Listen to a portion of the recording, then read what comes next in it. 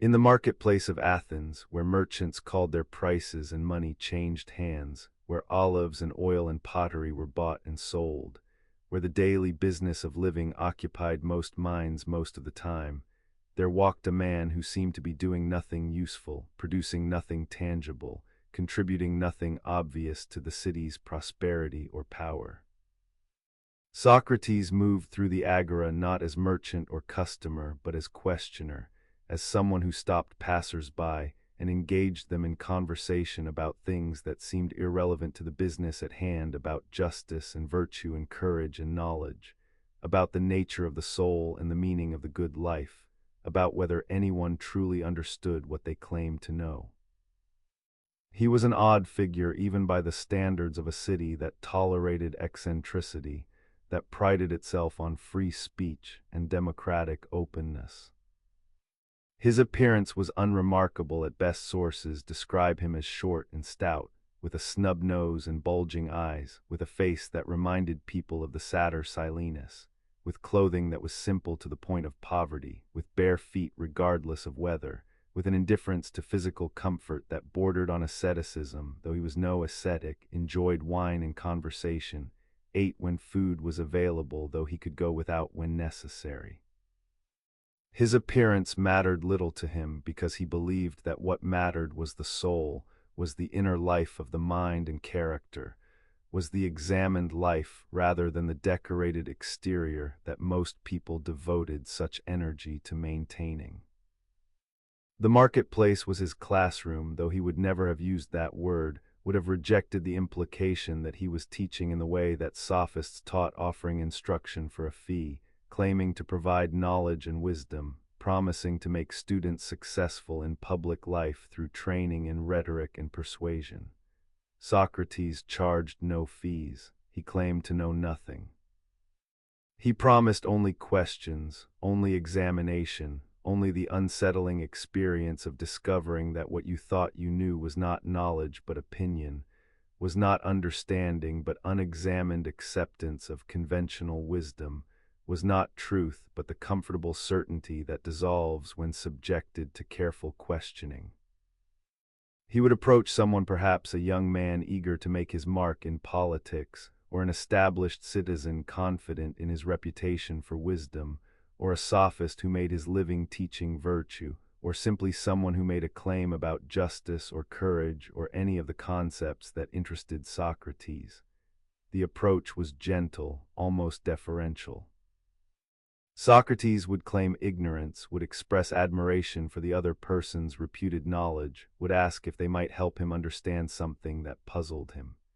Could they explain what justice is, or courage, or virtue? The person would respond, usually with confidence, with a definition or an explanation drawn from conventional wisdom or from their own reflection on the matter, and then the questions would begin.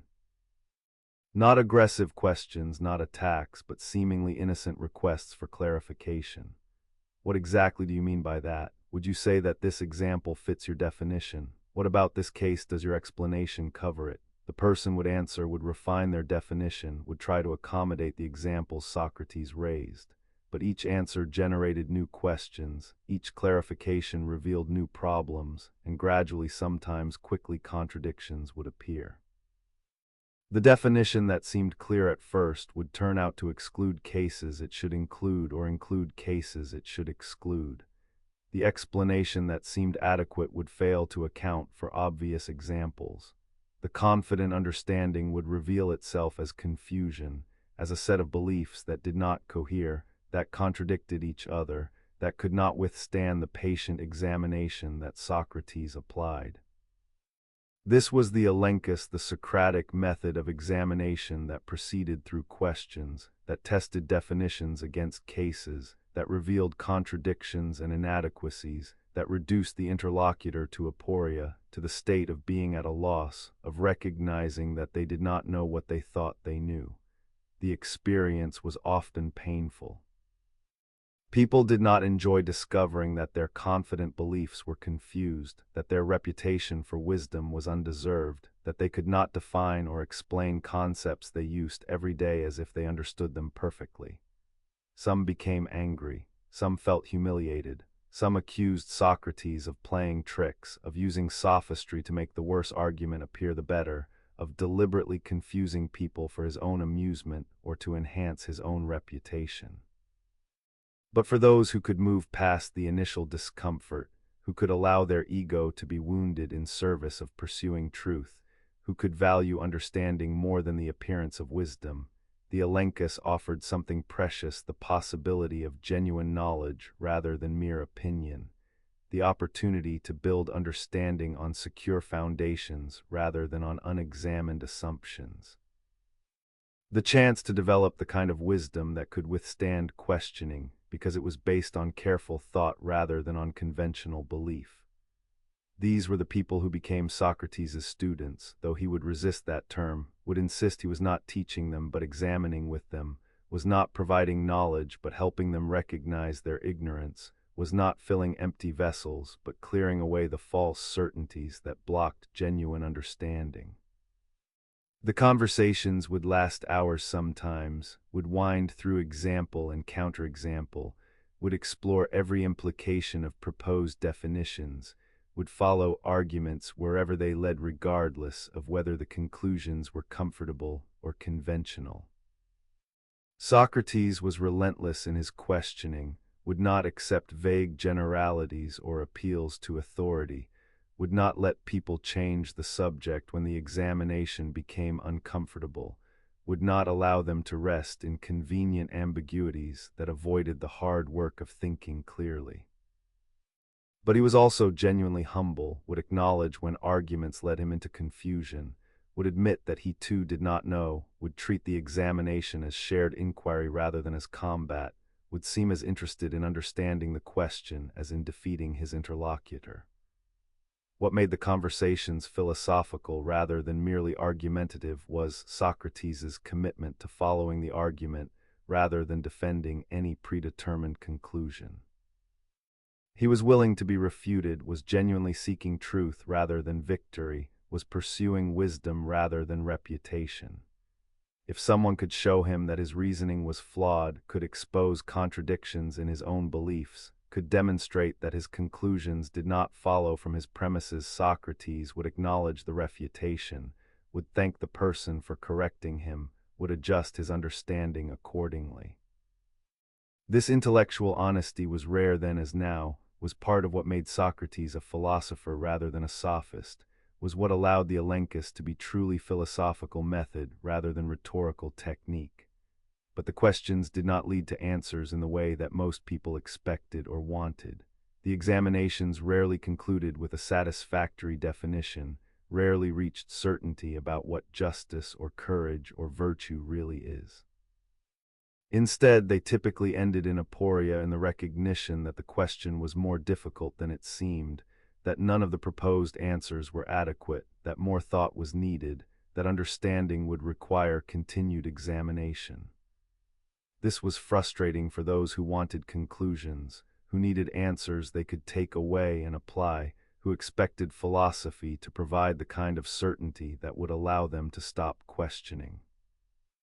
But Socrates believed that aporia was progress, that recognizing ignorance was the first step toward wisdom, that clearing away false certainties made room for genuine understanding to develop. The person who thought they knew but did not actually know was worse off than the person who recognized their ignorance, because false certainty blocks inquiry, while recognized ignorance invites it. The examined life required constant questioning, required never settling into comfortable certainty, required maintaining the kind of openness that allows for continued learning, continued refining of understanding, continued pursuit of wisdom that can never be finally possessed but can always be more fully approached. As the sun moved across the sky and the marketplace's activity ebbed and flowed around them, as merchants packed their goods and citizens headed home and the day's business concluded, Socrates would still be there, still questioning, still examining, still pursuing understanding through dialogue that had no natural endpoint except exhaustion or darkness or the call of other obligations. The conversations were his life's work, were what he devoted his days to, or how he served Athens even though most Athenians did not recognize his service, even though many considered him a nuisance or worse, even though his constant questioning made him enemies among the powerful, among those whose reputations depended on appearing wise, among those who had built careers on claiming to know what Socrates showed they did not actually understand. The question that would not answer became Socrates' signature, became the mark of his philosophical practice, became what he offered to Athens and to anyone willing to engage honestly with the examined life. He did not provide answers because he believed that genuine understanding could not be transmitted like information, could not be received passively, could not be learned by memorizing what someone else said. Understanding had to be achieved by each person through their own thinking, through their own examination of their beliefs, through their own recognition of contradictions and inadequacies, through their own careful work of constructing definitions and explanations that could withstand questioning. The teacher's role was not to fill empty minds but to provoke thought, not to provide conclusions but to raise questions, not to claim wisdom, but to expose ignorance in ways that made the pursuit of wisdom both necessary and possible. The marketplace empties now in memory as it emptied then in actuality.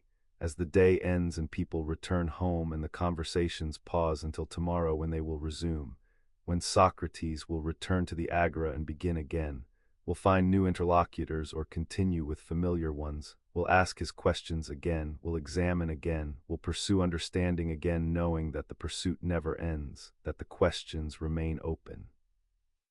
That wisdom consists not in having answered, but in continuing to ask, in maintaining the examined life, in never settling into the sleep of unthinking certainty, but remaining always awake, always questioning, always pursuing the understanding that makes life worth living even when understanding remains forever incomplete. The question lingers, the answer withdraws. And in the space between, philosophy is born not as system of doctrines, but as practice of examination, not as body of conclusions, but as method of questioning, not as possession of wisdom, but as love of wisdom that sustains the pursuit even when possession remains impossible. The question that would not answer taught Athens taught those who would listen that philosophy is not about having answers, but about asking questions well, about examining carefully, about living thoughtfully rather than accepting blindly what tradition or convention or authority claims to know. The question remains, the examination continues, and Socrates walks still in every conversation where someone asks, "What do you mean by that?" and genuinely wants to understand rather than to argue, where someone follows the argument rather than defending their ego, where someone values truth more than comfort, wisdom more than appearance, the examined life more than the easy sleep of unthinking existence. The road to Delphi wound through mountains where eagles circled and the air grew thin, where pilgrims climbed seeking wisdom from the oracle, seeking answers from Apollo's priestess who spoke in riddles from deep within the temple built into the mountainside, built over the chasm from which sacred vapors rose, from which divine inspiration came to those who breathed the fumes and spoke what the god revealed through them. People came from across the Greek world bringing questions about war and peace, about crops and children, about the future that they hoped the god could illuminate, about the uncertainty that plagued human existence and that only divine knowledge could resolve. Chaerephon, a friend of Socrates, made the pilgrimage with a question that seemed simple but that would change how philosophy understood itself, would change what Socrates understood his life's work to be, would provide the mission that would guide him through decades of questioning and that would ultimately lead to his death. Chaerephon asked the oracle, "Who is the wisest man in Greece?" The question assumed that someone was wisest, that wisdom was something that could be possessed and measured, that among all the philosophers and sophists and learned men who claimed understanding of truth and virtue, someone stood out as wisest. The oracle's answer was unexpected, was puzzling, was the kind of riddle that oracles specialized in responses that seemed to answer but that required interpretation, that pointed toward truth without stating it plainly, that demanded thought rather than providing easy certainty. The oracle said, "Socrates is wisest. No one is wiser than Socrates." When Chaerephon returned to Athens and reported what the oracle had said, Socrates was troubled rather than pleased, was confused rather than proud, could not understand what the oracle meant because Socrates knew that he was not wise, knew that he did not possess the kind of knowledge that wisdom required, knew that he understood very little about the matters that mattered most, about justice and virtue and the good life, about how to live well and what made actions right or wrong. How could he be the wisest if he knew that he knew nothing? How could ignorance be wisdom? What did the oracle mean by this apparent contradiction? Socrates decided to test the oracle's claim by examining others who were reputed to be wise, by questioning those who seemed to possess knowledge, by seeking someone wiser than himself who would prove the oracle wrong. He went first to the politicians, men who governed the city, who made decisions about war and peace, who spoke confidently in the assembly about justice and the common good, who seemed to understand the matters about which they legislated. He questioned them about justice, about virtue, about the principles that should guide political action. And he discovered that while they spoke confidently, while they used the language of wisdom, while they had learned to persuade audiences through rhetoric and appeals to emotion, they did not actually understand what they were talking about. They could not define justice clearly. They contradicted themselves when pressed. They did not know what they claimed to know, but unlike Socrates, they did not recognize their ignorance. They believed themselves wise while actually being ignorant. Next he went to the poets, men celebrated for their wisdom, whose works were quoted as moral authorities, whose verses were memorized and recited, who seemed to possess insight into human nature and divine truth. He asked them about their poems, about what they meant, about the wisdom they expressed. And he discovered that the poets could not explain their own work, could not articulate clearly what truths their poetry revealed, wrote through inspiration rather than understanding, produced beautiful verses without grasping consciously what those verses meant. They were wise in the way that prophets are wise, speaking truths that came through them rather than from them, channeling wisdom without possessing it, serving as vessels for insight without understanding the insight themselves. And like the politicians, the poets thought themselves wise because others praised them, because their works were admired, because tradition granted them authority, but they too did not know what they claimed to know. Finally, he went to the craftsmen, men who made things, who possessed technical knowledge about their crafts, who understood how to work wood or metal or stone, who could produce useful and beautiful objects through skill accumulated over years of practice. Here at least Socrates found genuine knowledge. The craftsmen knew their crafts, understood the techniques they employed, could explain and teach what they knew. But the craftsmen made a crucial error. They assumed that because they knew their crafts, they also knew about justice and virtue and the good life, assumed that technical expertise translated into wisdom about matters far removed from their particular skills. The shoemaker who knew how to make excellent shoes thought this knowledge made him wise about everything, about politics and ethics and questions that required a completely different kind of understanding. And this false belief in their own wisdom made them foolish despite their genuine technical knowledge.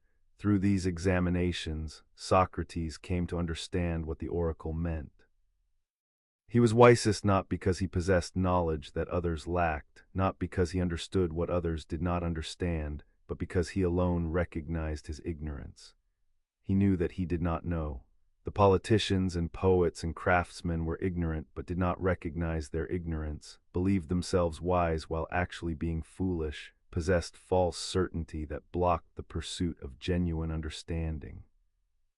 Socrates was wiser than they were not because he knew more, but because he knew better what he did not know, because he recognized the limits of his understanding, because he did not claim to possess wisdom he lacked.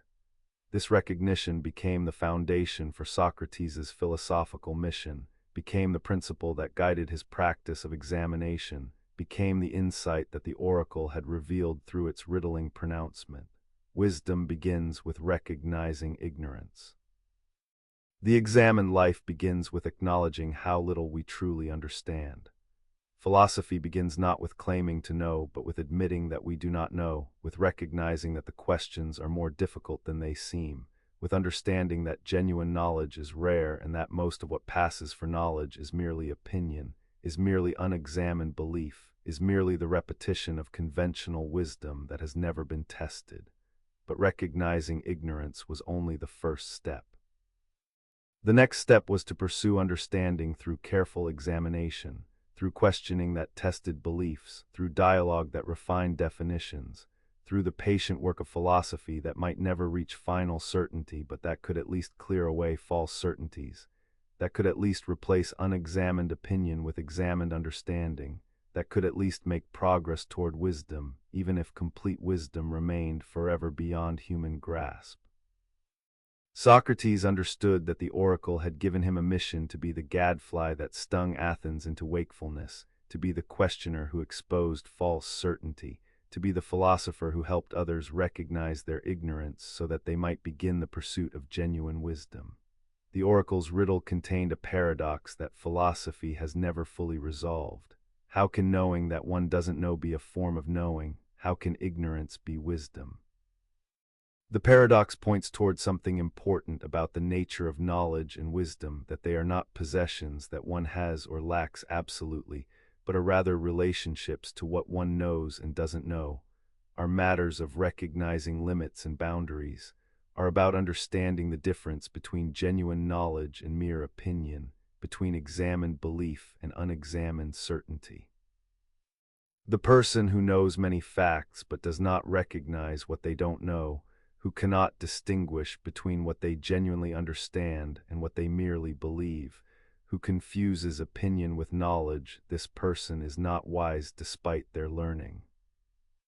The person who recognizes what they don't know, who can distinguish genuine understanding from mere belief, who maintains appropriate humility about the limits of their knowledge, this person has at least the beginning of wisdom, even if they know relatively few facts.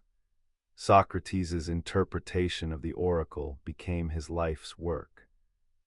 He would spend his days in the agora questioning people, examining their beliefs, exposing their ignorance, helping them recognize how little they actually understood about justice and virtue and the matters that mattered most for living well. He would make enemies among the powerful, among those whose reputations depended on appearing wise, among those who resented being shown that their confident beliefs were confused. He would be called a corrupter of youth, would be accused of teaching young men to question their elders and disrespect tradition. He would eventually be prosecuted, would be condemned to death, would drink hemlock rather than abandon his mission of examination. But all of this followed from the oracle's pronouncement, from the mission that Socrates understood the God to have given him, from the commitment to live the examined life and to help others examine their lives regardless of the cost. The riddle remains.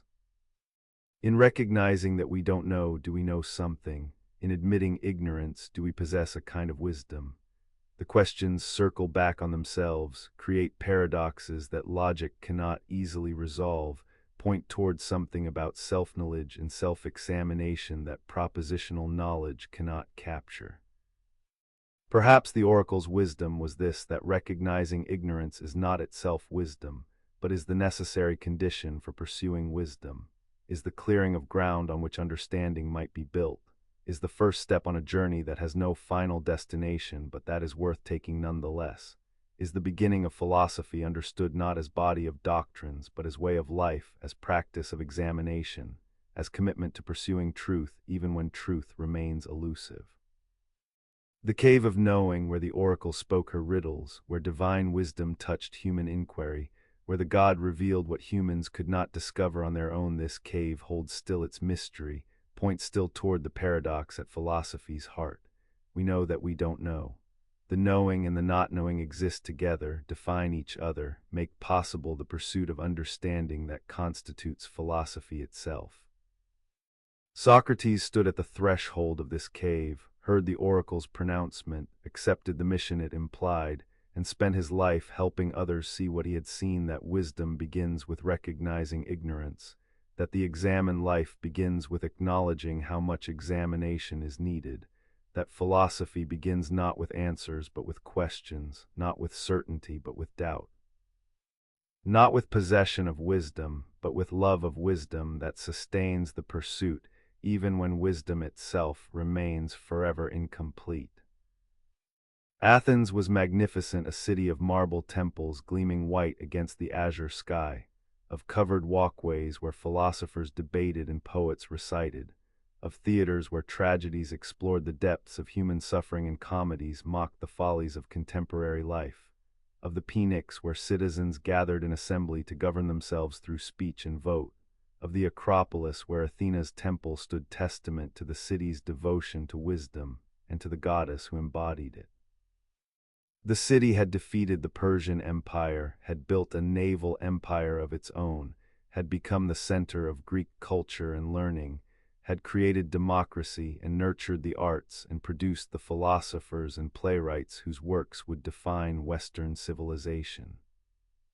But Socrates saw beneath the magnificence, saw the complacency that success breeds, saw the dangerous assumption that because Athens was powerful it must be wise, that because the city was wealthy it must be just, that because democracy allowed everyone to speak it therefore fostered genuine understanding rather than merely multiplying unexamined opinions. He saw Athens as a noble horse, large and powerful but grown sluggish, needing to be stung into wakefulness, needing something to disturb its comfortable certainty, needing someone willing to question the assumptions on which civic life rested, willing to examine the conventional wisdom that everyone accepted, willing to ask whether Athens truly understood justice and virtue or merely claimed to understand them. Socrates appointed himself to the role of gadfly, the stinging insect that bites the horse, that causes pain and irritation, that will not let the horse rest peacefully but keeps it alert, keeps it moving, keeps it from falling into the dangerous sleep of complacency. The metaphor was apt and deliberate. Socrates understood that he was annoying, that his constant questioning irritated people, that his refusal to accept conventional answers disturbed the peace that most preferred to maintain. He understood that the examined life he advocated was uncomfortable, that questioning one's beliefs is harder than accepting them uncritically, that pursuing wisdom requires more effort than remaining content with opinion. He understood that most people would prefer to be left alone, would resent being stung, would wish the gadfly would go away and let them sleep.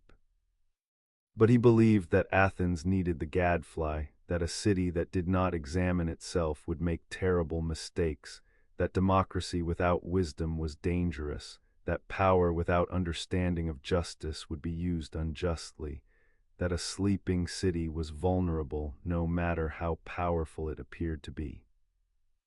The sting of the gadfly was service to the city, even though the city did not recognize it as service, even though the city would eventually repay the service with execution, even though Socrates received no gratitude, but only resentment and anger and ultimately prosecution for his efforts to wake Athens from its dogmatic slumber. The stinging took many forms, but always involved questioning, always involved examination, always involved refusing to accept the easy answers that allowed people to avoid thinking carefully about what they were doing and why.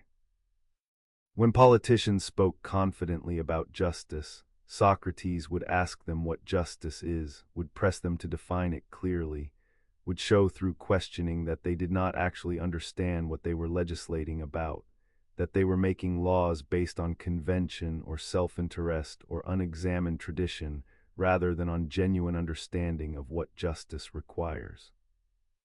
When military leaders advocated for war, Socrates would question whether courage meant what they claimed it meant, whether the proposed action was truly courageous or was actually reckless, whether they had examined carefully the grounds for their confidence or were simply responding to wounded pride or desire for glory. When sophists claimed to teach virtue for a fee, Socrates would engage them in dialogue designed to show that they did not know what virtue is, that they could not teach what they did not understand, that their rhetorical skill and their ability to make persuasive speeches did not constitute wisdom about how to live well. When young men spoke disrespectfully of their elders or of the city's traditions, Socrates would examine with them what respect requires, what makes traditions worthy of being maintained, what distinguishes genuine wisdom that should be honored from mere age that deserves no special deference. In every case, the questioning was aimed at exposing unexamined beliefs, at showing that what seemed obvious was actually difficult, at disturbing the comfortable certainty that allowed people to act without thinking, to make decisions without understanding, to claim knowledge they did not possess. The effect was often anger. People did not like being shown that they were confused about matters they claimed to understand. Politicians resented being embarrassed in front of their peers. Sophists objected to having their expertise questioned. Wealthy men who had succeeded in business or politics did not appreciate being told that success in worldly affairs did not guarantee understanding of virtue and justice. Young men's fathers blamed Socrates when their sons questioned tradition and authority, blamed him for corrupting the youth by teaching them to question their elders, blamed him for undermining the respect and obedience that social order required. The resentment accumulated over years, spread through the city, created enemies among the powerful and influential, prepared the ground for the prosecution that would eventually come. But for those who could bear the sting, who could accept the discomfort of having their certainties disturbed, who valued truth more than pride, the gadfly's questioning was gift rather than affliction, was liberation rather than corruption, was the beginning of genuine understanding rather than the destruction of false comfort. These were the young men who gathered around Socrates, who followed him through the agora, who participated in his examinations, who learned to question their own beliefs as carefully as they questioned others. They learned that the examined life, while uncomfortable, was more valuable than the unexamined life, that understanding one's ignorance was better than living in false certainty, that the pursuit of wisdom was worthwhile even when wisdom remained elusive. Plato was among these young men, was perhaps the most gifted, certainly the most devoted to preserving Socrates' memory and method. Xenophon, too, though less philosophically inclined, recognized in Socrates something extraordinary, something worth recording, something that Athens should have honored rather than condemned.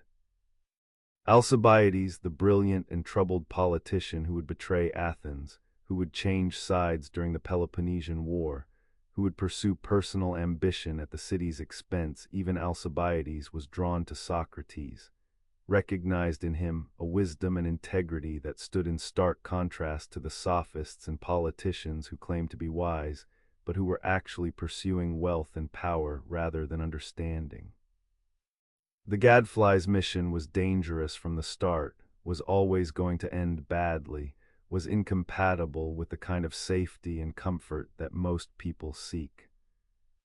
Socrates knew this, spoke of it explicitly, compared himself not just to a gadfly, but to someone assigned by the god to examine the city, to prevent it from falling into the sleep of unthinking certainty, to maintain the vigilance that democracy requires if it is to be more than ruled by opinion and emotion and the persuasive speeches that sophists taught how to construct.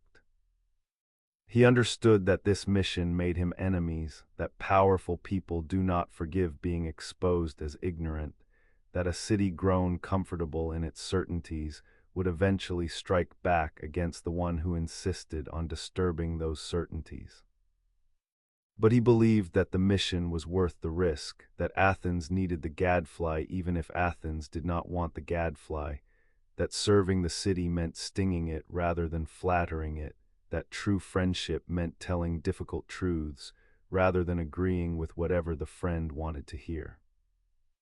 This conviction that examination matters more than comfort, that truth matters more than popularity, that wisdom matters more than success would sustain Socrates through the trial, through the condemnation, through the final days in prison, through the drinking of hemlock.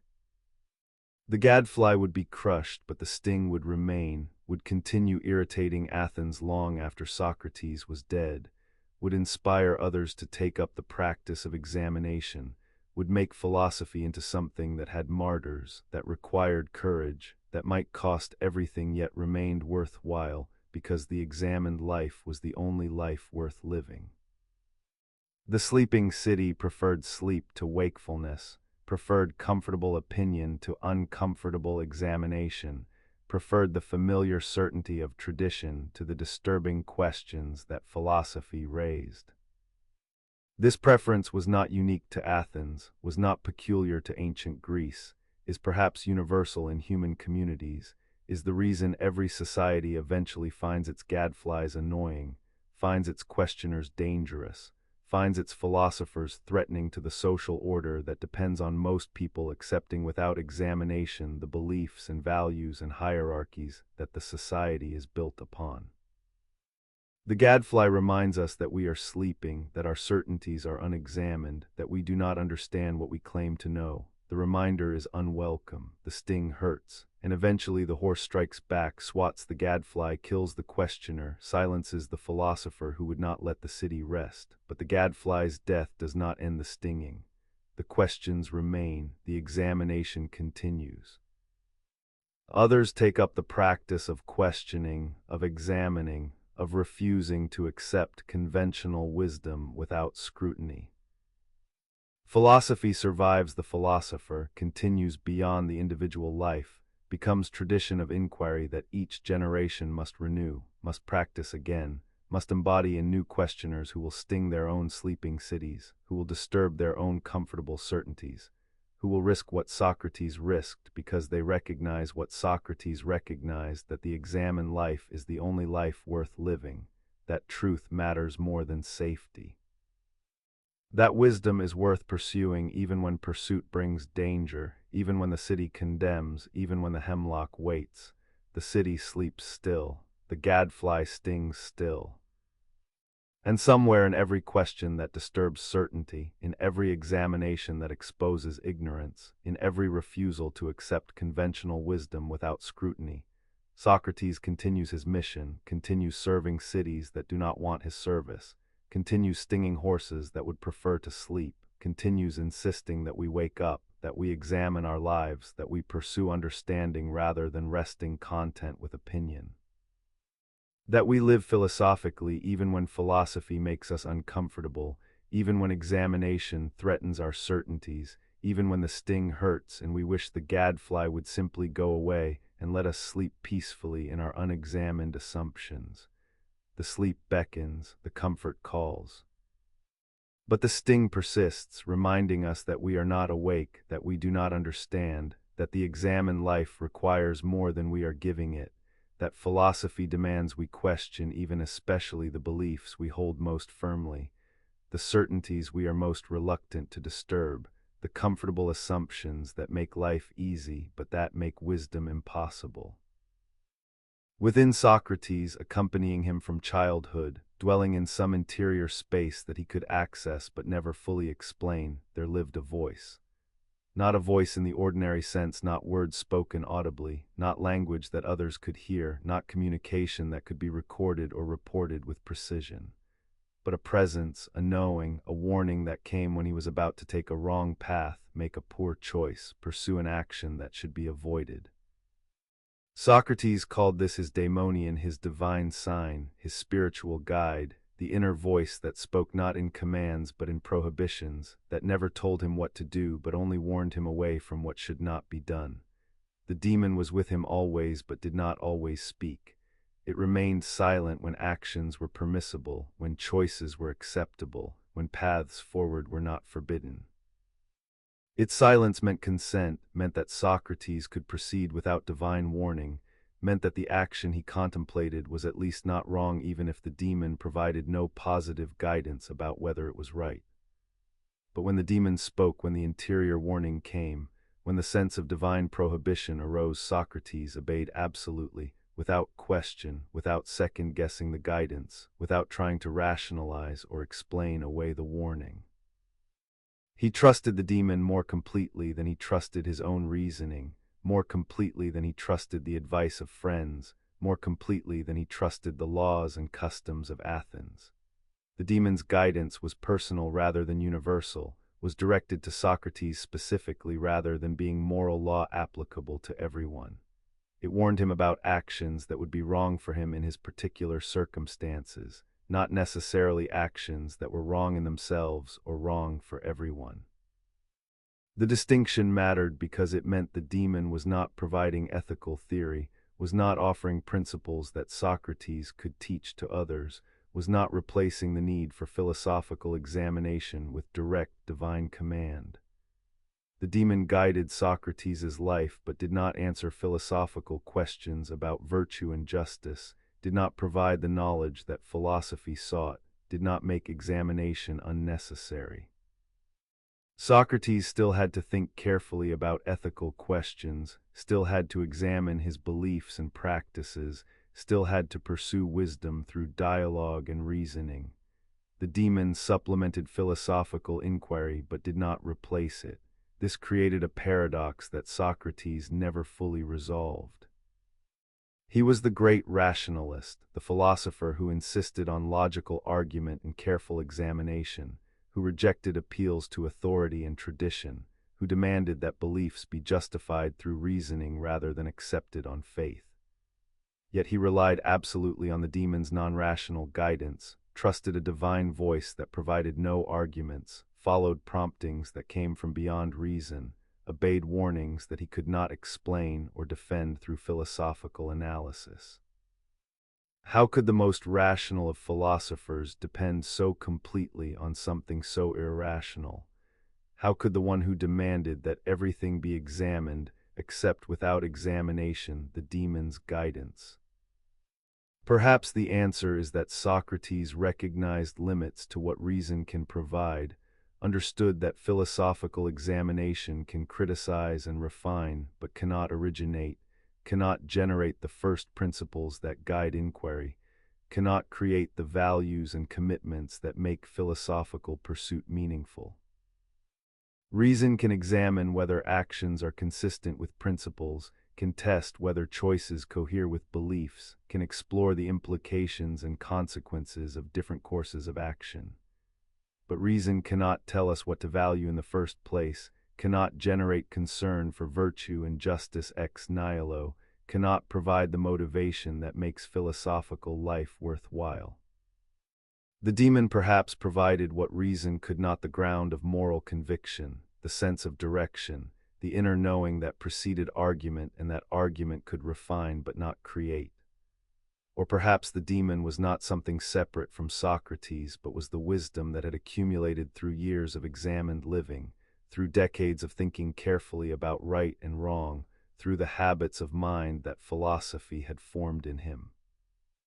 When the demon warned him, perhaps it was his own deepest understanding speaking, his own wisdom that had become so habitual, so integrated into his character, that it functioned intuitively rather than discursively, that warned him before he had consciously reasoned through why an action was wrong.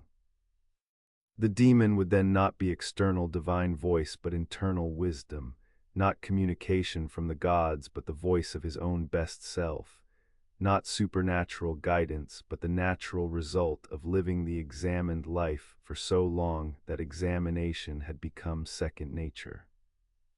Socrates spoke of the demon at his trial, used it as part of his defense, claimed that the divine sign had never warned him against any of the actions that led to his prosecution, that its silence meant he had done nothing wrong, that the god himself, through the demon's failure to prohibit, approved of Socrates' philosophical mission. The claim was bold, was almost arrogant, suggested that Socrates had divine sanction for disturbing Athens, that his examination of the city was not just philosophically justified but divinely mandated. The jurors were not persuaded. Many probably thought the claim about the demon was evidence of the impiety he was charged with, claiming to receive private divine communication, introducing new spiritual beings, putting his personal demon above the city's gods. But for Socrates, the demon was not impiety, but the deepest form of piety was attention to the divine, was openness to guidance from beyond human wisdom, was recognition that philosophy requires humility before mystery, that the examined life must acknowledge what cannot be examined, that reason must recognize its own limits.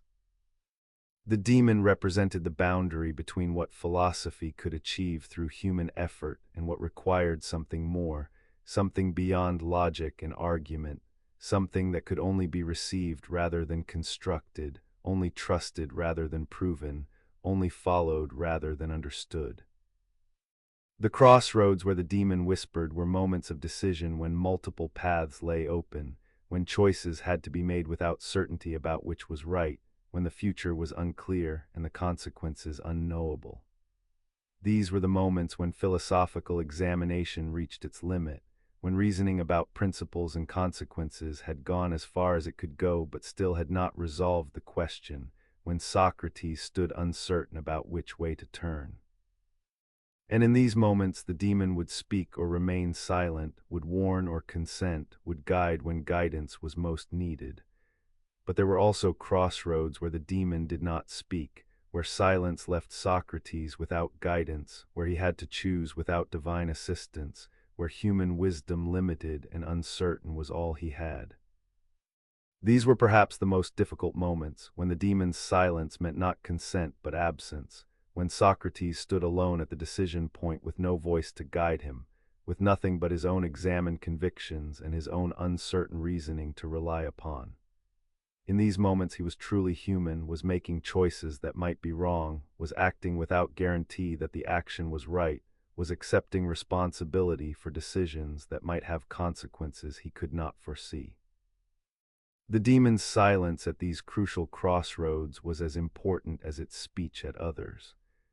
The silence meant that some choices were Socrates's to make, that the divine did not govern every detail, that human freedom and human responsibility were real, that we must sometimes decide without the security of knowing we are right.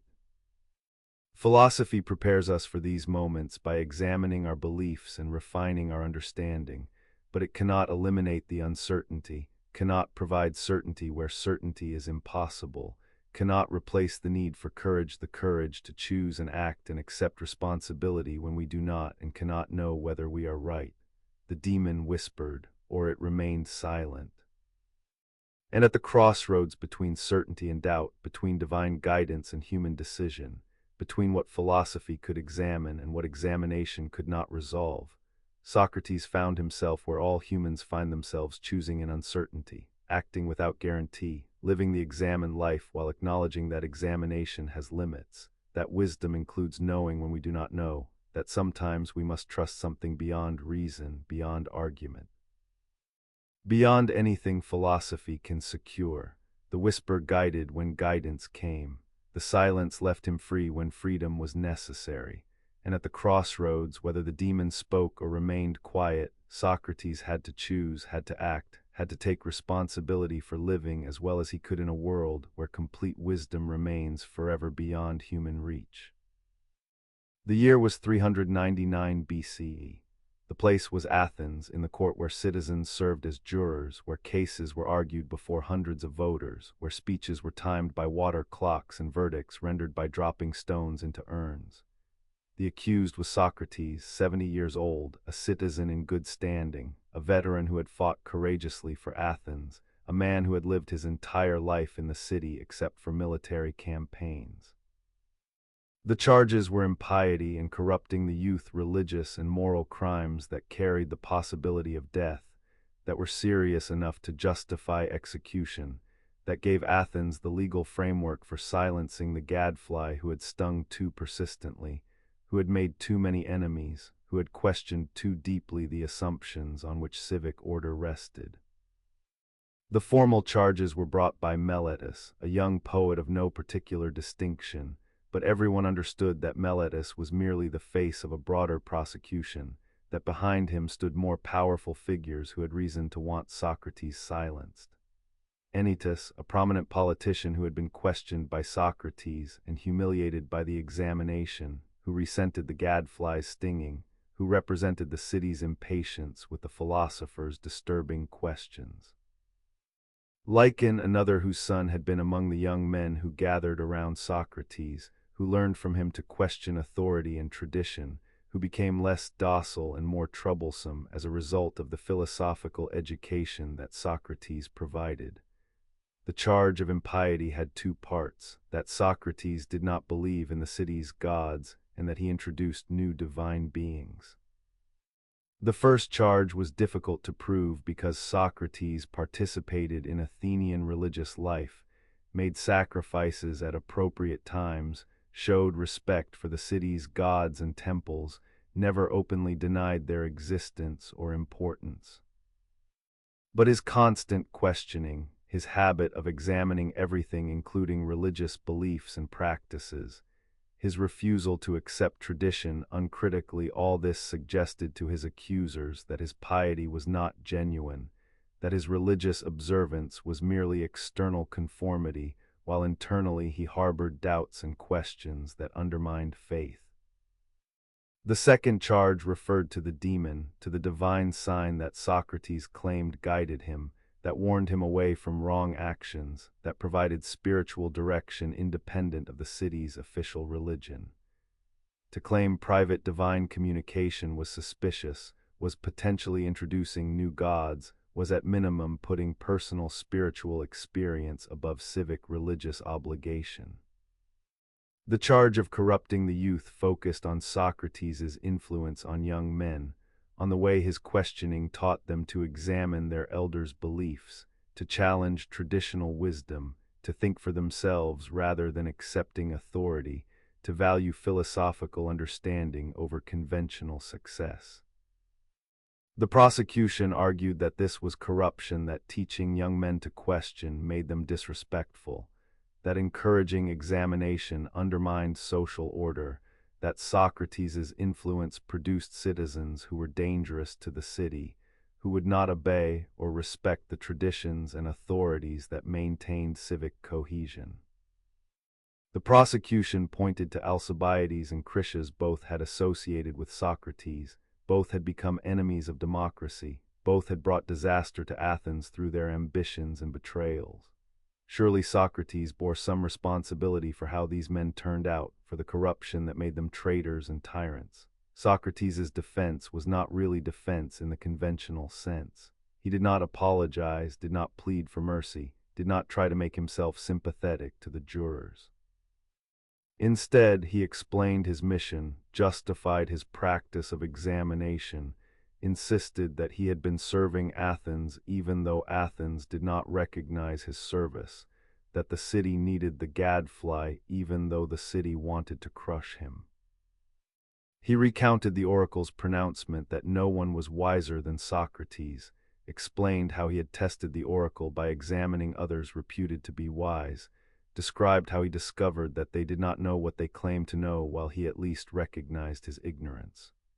He argued that the god had assigned him to Athens as a gadfly, to sting the city into wakefulness, to prevent the noble horse from sleeping complacently in its unexamined beliefs. He addressed the charge of corrupting the youth by pointing out that the young men who associated with him enjoyed listening to examinations, enjoyed watching the supposedly wise being shown to be ignorant, were learning to think for themselves rather than accepting passively what they were told.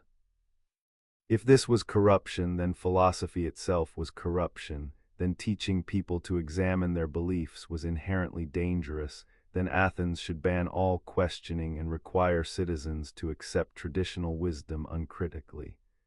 Was this what Athens wanted? Was this what democracy meant, that citizens should not think but should merely obey, should not question but should merely conform? He addressed the charge of impiety by explaining the demon, by insisting that it had never led him astray, by arguing that divine guidance was not impiety but the highest form of piety, was attention to the God's will as it was revealed to him personally. He pointed out that he had never openly denied the city's gods, had never taught atheism, had never encouraged others to abandon traditional religion. What he had done was examine religious beliefs as he examined all beliefs, had asked whether people understood what they claimed to believe, had shown that conventional piety often consisted of unthinking repetition of rituals without understanding their meaning. If seeking understanding of religious matters was impiety, Then again, Athens was condemning philosophy itself, was making examination into a crime, was declaring that truth-seeking was forbidden when it touched on sacred matters. The speech was brilliant, was philosophically sophisticated, was exactly the kind of examination that Socrates had practiced throughout his life. But it was not politically astute, did not aim at winning acquittal, did not show the humility and deference that might have persuaded jurors to show mercy. Instead, Socrates was defiant, was challenging, was insisting that he had done nothing wrong and would continue the practice of examination even if acquitted, was suggesting that Athens needed him more than he needed Athens, that the city would suffer more from silencing him than he would suffer from being silenced. The tone was almost arrogant, suggesting divine mission, claiming divine approval, putting his philosophical calling above civic obligations. The jurors voted by dropping stones into urns, one urn for guilty, one for not guilty. The count was close, 280 guilty, 220 not guilty. A shift of 30 votes would have resulted in acquittal. The verdict was guilty, but by a narrow margin, suggesting that Athens was divided, that many citizens respected Socrates despite finding him troublesome, that the prosecution's case was not overwhelming. But guilty was guilty, and now the question was what penalty to impose. In Athenian trials, after a guilty verdict, the prosecution proposed a penalty, and the defense proposed a counter-penalty, and the jurors chose between them. Meletus proposed death. Socrates was expected to propose exile or a fine, to offer the jurors an alternative that would allow them to punish him without killing him, to provide a way out that would satisfy honor while preserving his life. Instead, Socrates proposed that Athens should provide him meals in the Prytaneum, the honor given to Olympic victors and great benefactors of the city. He argued that this was what he deserved, that his philosophical service to Athens had been more valuable than any athletic victory, that the city should honor him rather than punishing him. The jurors were not amused. The proposal seemed to mock them, seemed to show contempt for their authority, seemed to reject any recognition that he had done wrong. When the final vote came, death or meals in the Prytaneum, the margin was even wider, 360 for death, 140 for meals. The verdict was death. Athens had condemned its wisest citizen to execution. The gadfly would be crushed, truth had become crime, and examination had become capital offense. Socrates accepted the verdict calmly, spoke to the jurors one final time, warned them that by silencing him they had not solved their problems but had only made them worse, that other questioners would arise, that the examined life could not be eliminated by eliminating the examiner, that Athens would face more severe critics now that it had martyred the one who had questioned gently, who had examined with care, who had stung with concern for the city's welfare. He said that he felt no anger toward those who had convicted him, understood that they believed they were acting rightly, accepted that they were doing what seemed best to them even though he believed they were mistaken. And he expressed uncertainty about death. Maybe it was evil, maybe it was good, maybe it was simply sleep without dreams, maybe it was transition to another life where he could continue examining and questioning. He did not know, but not knowing did not make him afraid. The trial ended. The truth that had been called crime remained truth. The examination that had been called corruption remained the examined life that Socrates had always practiced. And Athens had made philosophy into martyrdom, had created the precedent that would echo through history, that societies eventually silence their questioners, that power resists examination, that the gadfly will always be crushed by the horse it tries to wake, that truth-seeking can become capital crime when truth threatens the comfortable certainties on which social order rests. The trial was over. The verdict was death. And Socrates prepared to drink the hemlock, to die for philosophy, to show by example that the examined life was worth living even when living it cost everything. The cell in the Athenian prison was not large, was perhaps 10 feet square, was carved from stone with walls that held the coolness even as summer heat pressed down on the city above. A small window high up let in light, not much, not enough to read by except at midday, but enough to mark the passage of time, enough to watch the sun's movement across the sky, enough to know when morning came and when evening fell.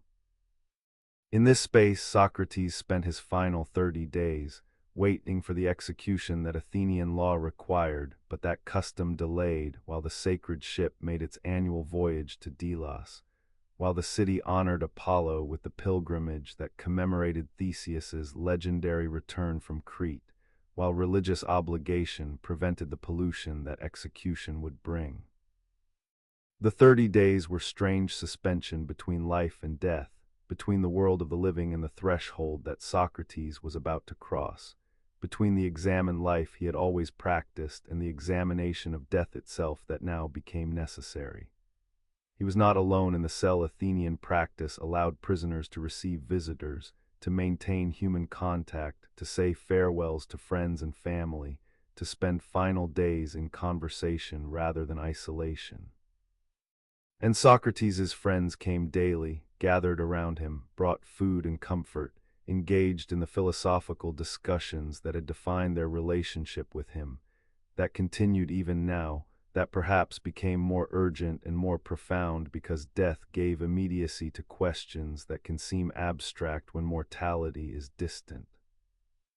The prison became classroom, became the site of Socrates' final teachings, became the place where philosophy showed its worth by demonstrating that the examined life could face death without fear, could maintain integrity and commitment to truth even when truth offered no protection, could continue the pursuit of wisdom right up to the moment when the hemlock stopped the breathing and the questioning ended. The conversations in the prison were preserved by Plato, became some of the most beautiful and profound dialogues in philosophical literature, became Crito and Phaedo and the Apology's aftermath, became texts that would be read and studied and argued about for 2.5 millennia. In the Crito, Socrates' friend Crito came to the prison with news that arrangements had been made for escape, that guards had been bribed, that passage to Thessaly had been secured, that Socrates could leave Athens and live out his days in exile rather than drinking the hemlock, that his friends wanted him to accept this opportunity, that they would be dishonored if people thought they had not tried to save him, that his death would be their failure. The argument was emotional, was practical, was based on friendship and on the common sense judgment that living in exile was better than dying when death could be avoided. Socrates' response was philosophical rather than emotional, was principled rather than pragmatic, was based on examination of whether escaping would be right rather than on whether it would be advantageous. He argued that we must never do wrong even to avoid suffering wrong, that injustice is always evil for the one who commits it regardless of circumstances, that escaping would be doing injustice to the laws of Athens, that he had benefited from those laws throughout his life, and therefore owed them obedience even now when they were being applied unjustly to him. He imagined the laws themselves speaking, asking what right he had to disobey them, pointing out that he had chosen to live in Athens when he could have lived elsewhere, that his residence implied consent to abide by Athenian law, that he could not now reject that obligation simply because the law's application disadvantaged him. The argument was controversial then and remains controversial now. Why should Socrates obey unjust law? Why does injustice done to him not justify escaping? Why must he accept death rather than saving himself when doing so would harm no one except possibly the reputation of Athens, which had already harmed itself by condemning him? The questions admit no easy answers, touch on deep issues about civil disobedience and legal obligation, and whether there are limits to what the state can rightfully demand. But for Socrates, the answer was clear. The examined life required living according to principles that he had spent his life defending, required consistency between what he had taught and how he lived, required that he not purchase life at the cost of integrity, not survive by abandoning the commitments that made his life worth living. So he refused escape, refused the opportunity to live, chose death over disobedience. Not because he wanted to die, he acknowledged that death might be evil, that he did not know whether it was good or bad, that he would prefer to live if living were compatible with living well. But living well required living rightly, required acting according to examined principles, required that he not betray in action what he had defended in argument. The refusal to escape was not suicide. He was not choosing death, but was accepting death as consequence of refusing to do wrong, was preferring to suffer injustice rather than to commit injustice, was maintaining that it is better to die well than to live badly. The Phaedo recorded the final day, the last conversations before the execution, the discussion of death and immortality that occupied Socrates and his friends as the sun moved across the sky and the hour approached when the hemlock would be prepared. The topic was natural when facing death. What could be more appropriate than examining what death is, whether it should be feared, whether anything survives the body's dissolution, whether the philosopher's life is preparation for death or for something beyond death.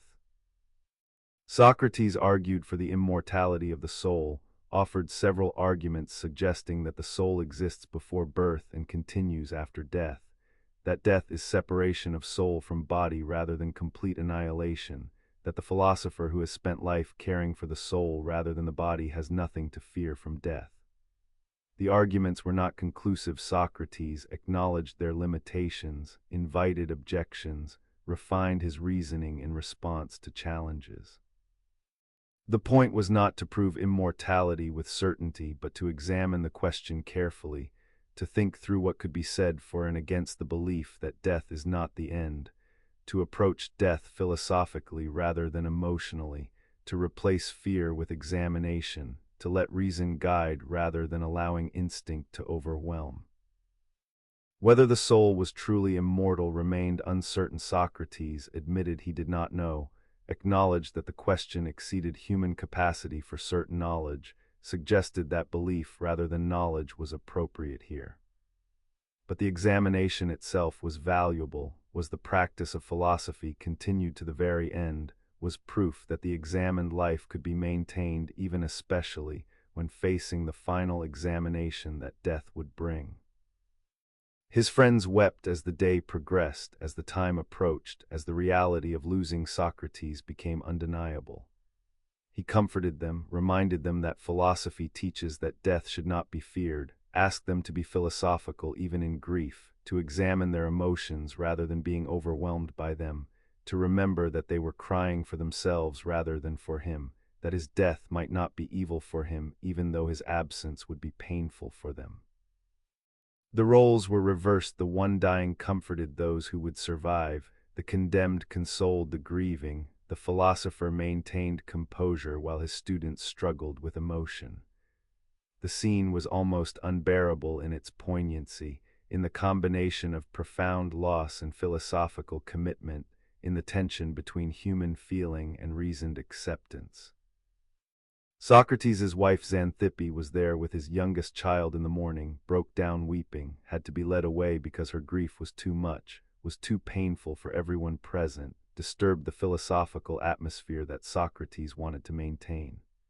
He sent her home, asked that she not return, chose to spend his final hours in philosophical conversation rather than in emotional farewells, chose examination over sentiment, maintained his priorities even at the end.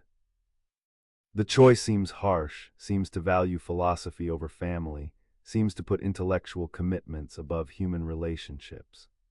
But perhaps Socrates understood that maintaining composure required distance from the most intense emotional connections, that facing death philosophically required creating space where philosophy could occur, that his final teaching would be more powerful if it demonstrated philosophical life practiced completely rather than philosophy abandoned when emotion became too strong. As evening approached, the guard who had been assigned to watch Socrates came to tell him that the time had come, that the hemlock was being prepared, that the execution would proceed. The guard wept as he delivered the message, said that Socrates was the noblest and gentlest and best man who had ever been in the prison, apologized for being the messenger of death, wished there was another way. Socrates thanked him for his kindness, maintained calm, prepared himself for what was coming. The composure was not coldness, but was the fruit of a lifetime of examination, of thinking carefully about death, of preparing philosophically for the moment that comes to everyone, that cannot be avoided, that can only be faced with more or less wisdom, with more or less courage, with more or less understanding of what it means to die well. The prison held but did not confine. The walls surrounded but could not imprison the mind that had always been free, that had pursued truth without constraint, that had examined without fear, that had loved wisdom more than life, and that would now show, through accepting death, that philosophy was not abstract theory but lived commitment, not idle speculation but way of being that required courage, that might demand everything. That was worth what it cost because the examined life was the only life worth living even when that life was shortened by examination. The prison where philosophy waited was not place of punishment but was final classroom, was space where Socrates taught by example what he had taught by argument, that living well matters more than living long, that integrity cannot be compromised, that truth is worth dying for, that the philosopher faces death as philosopher, examining to the end, questioning even the question of what death is, maintaining the examined life right up to the moment when the hemlock stops the heart and the examination. For this individual concludes. The hemlock was prepared according to custom and law, a drink, not a violent end, not a crucifixion or a beheading or any method that involved visible brutality, visible suffering, visible indignity. Athens prided itself on civilized executions, on deaths that allowed the condemned to maintain composure and dignity, to make final farewells, to die as citizens rather than as criminals, to pass from life with some measure of peace rather than in violence and terror. The poison was made from the hemlock plant, ground into powder and mixed with liquid, a substance that would numb the body progressively from the extremities inward, that would creep slowly from feet to legs to torso to heart, that would eventually stop breathing and heartbeat, but that supposedly caused little pain, little distress, little of the agony that makes death horrible to witness and terrible to endure. Socrates had spent the day in conversation with friends, discussing immortality of the soul, examining arguments for and against the belief that death is transition rather than annihilation, that what dies is only the body while the soul continues in some form, some state, some existence that the living cannot know but might hope for. The arguments had been inconclusive, some stronger than others, some persuasive but not compelling, some suggestive but not demonstrative. Socrates had acknowledged uncertainties, had admitted that the question exceeded what philosophy could definitively answer, had suggested that belief rather than knowledge was appropriate here, that hope rather than certainty was what death allowed. But the examination itself had been valuable, had shown that philosophy could be practiced even when facing death, that the examined life could be maintained right up to the final moment, that wisdom consisted not in having all answers but in continuing to ask questions, continuing to examine, continuing to think carefully even when circumstances made careful thinking difficult. As evening came and the sun slanted low through the small high window, as shadows lengthened in the cell and the air cooled with approaching night, the guard returned to tell Socrates that the time had come, that he should prepare himself, that the executioner was ready with the hemlock. Socrates nodded, asked if he could first bathe, not because bathing was necessary, but because it was customary, because maintaining ordinary rituals even in extraordinary circumstances was way of asserting normalcy, of refusing to let death disrupt the examined life more than necessary, of continuing patterns that gave dignity and meaning to human existence. He bathed, dried himself, put on fresh clothing, returned to the cell where his friends waited. His children were brought to him, 3 sons, the youngest still an infant in his mother's arms. Xanthippe had returned, could not stay away despite the grief, despite Socrates having sent her away earlier, despite knowing that her presence would make the parting more painful. Socrates spoke with them briefly, gave final instructions about their care, said farewells that we do not have recorded, that were private rather than philosophical, that belonged to family rather than to the public performance of dying well that philosophy required. Then he asked that they be taken away again, could not maintain philosophical composure while watching his wife weep and his infant child reach toward him unknowing, needed distance from emotion that was too strong, too human, too raw to be compatible with the examined death that he intended to demonstrate. The executioner entered carrying the cup. He was matter-of-fact, professional, neither cruel nor kind, but simply performing his duty, doing what Athenian law required, serving as instrument of the city's judgment. He explained what would happen: that Socrates should drink the hemlock completely, that he should then walk around until his legs began to feel heavy, that he should lie down when the numbness became significant, that the poison would work from feet upward until it reached the heart, that death would come when the paralysis reached the organs necessary for breathing and heartbeat. The explanation was practical, clinical, designed to let Socrates know what to expect so that he could face death with understanding rather than with fear of the unknown. Socrates took the cup without hesitation, without trembling, without any sign of fear or reluctance. His friends wept, could not help themselves, could not maintain philosophical composure, burst into tears at the sight of Socrates holding the poison that would kill him, at the reality that this was happening, that their teacher and friend was about to die, that the examined life they had shared with him was about to end. Socrates rebuked them gently, reminded them that philosophy teaches we should not fear death, that they were not being philosophical, that they should control themselves, that they should let him die in peace rather than disturbing his final moments with their grief. The rebuke was itself teaching, was final lesson about maintaining examined life even when emotion threatened to overwhelm, was demonstration that philosophy required discipline, required that reason guide even when feeling pulled toward collapse. He raised the cup to his lips and paused, not from fear, not from reluctance, but from a question that occurred to him, philosophical to the end, examining even the act of dying. He asked the executioner whether it was permitted to make a libation to the gods from the cup, to pour out a small amount as offering before drinking, to maintain piety even in this final act. The executioner said no. The poison was measured precisely, contained only enough to cause death, could not be reduced even slightly without risking that it might not work, might leave Socrates in agony between life and death, might fail to accomplish cleanly what it was designed to accomplish.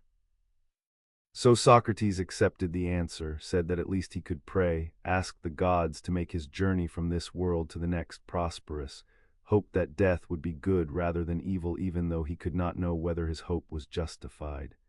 Then he drank the entire cup steadily, without pausing, without showing disgust at the taste, without any sign of reluctance or fear. His friends marveled at his composure, at the calm with which he did this terrible thing, at the philosophical courage that allowed him to face death without the natural fear that makes most humans cling to life even when life has become unbearable. He handed the cup back to the executioner, began walking as instructed, pacing the cell while the poison began its work, while the numbness started in his feet and began creeping upward, while death approached with each circuit of the small space. He spoke calmly as he walked, maintained conversation with his friends, continued the examination of death that had occupied the day, seemed almost curious about what was happening to him, about how the poison worked, about what dying felt like from the inside. He reported the sensations, the coldness spreading, the heaviness in his legs, the progressive loss of sensation that moved steadily upward from his feet. There was no panic, no struggle, no desperate attempt to fight what was inevitable. Just careful attention to experience, philosophical observation of death happening, examine life continuing right up to the moment when examination would no longer be possible. When his legs became too heavy to support him, he lay down as instructed, lay on his back on the simple pallet that served as bed in the cell, composed himself with dignity, maintained the calm that had characterized the entire process. The executioner pressed Socrates' feet, asked if he could feel the touch. Socrates said no. The numbness had reached that point, the poison was working, death was approaching.